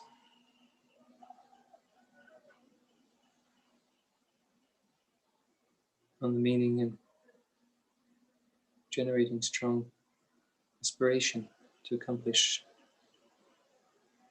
this thought, the transformation of our thoughts into these words. The third verse, vigilant moment, a delusion appears in my mind, endangering myself and others. I shall confront and avert it without delay.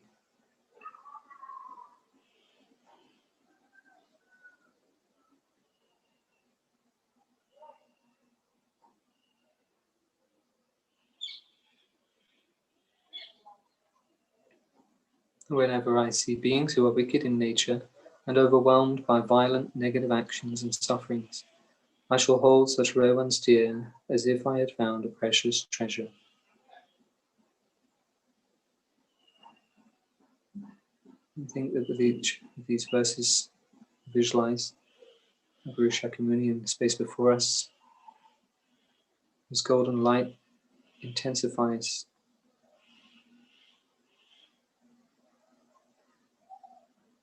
and absorbs into us as we recite each of these verses. When out of envy others mistreat me with abuse, insults, or the like, I shall accept defeat and offer the victory to others.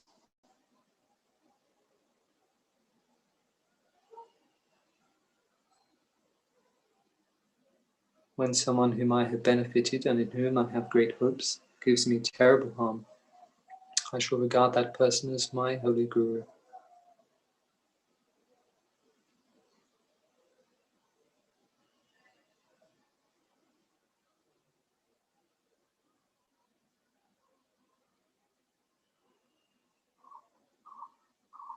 So we're doing this practice even for those beings who harm us,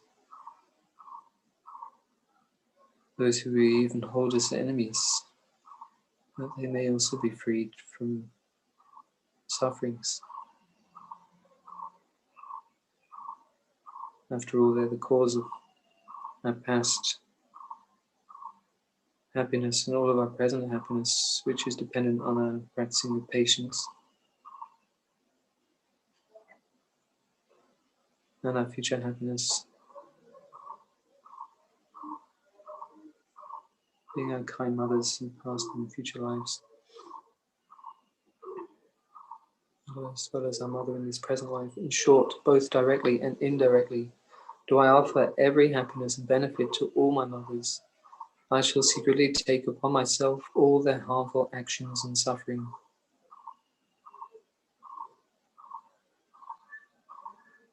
To generate the wish that in order to free them from numberless mothers, from their sufferings, we must take them and be willing to take them onto ourselves, who is just one.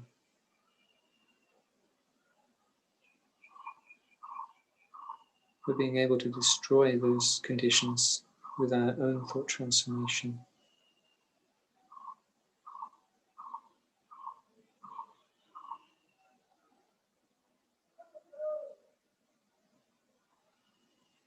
Just as a mother would wish to protect her own children from harm that mothers have done, a number of sentient beings have done, we must also generate that wish. Undefiled by the stains of the superstitions of the 8 worldly concerns, by perceiving all phenomena as illusory, I shall be released from the bondage of attachment.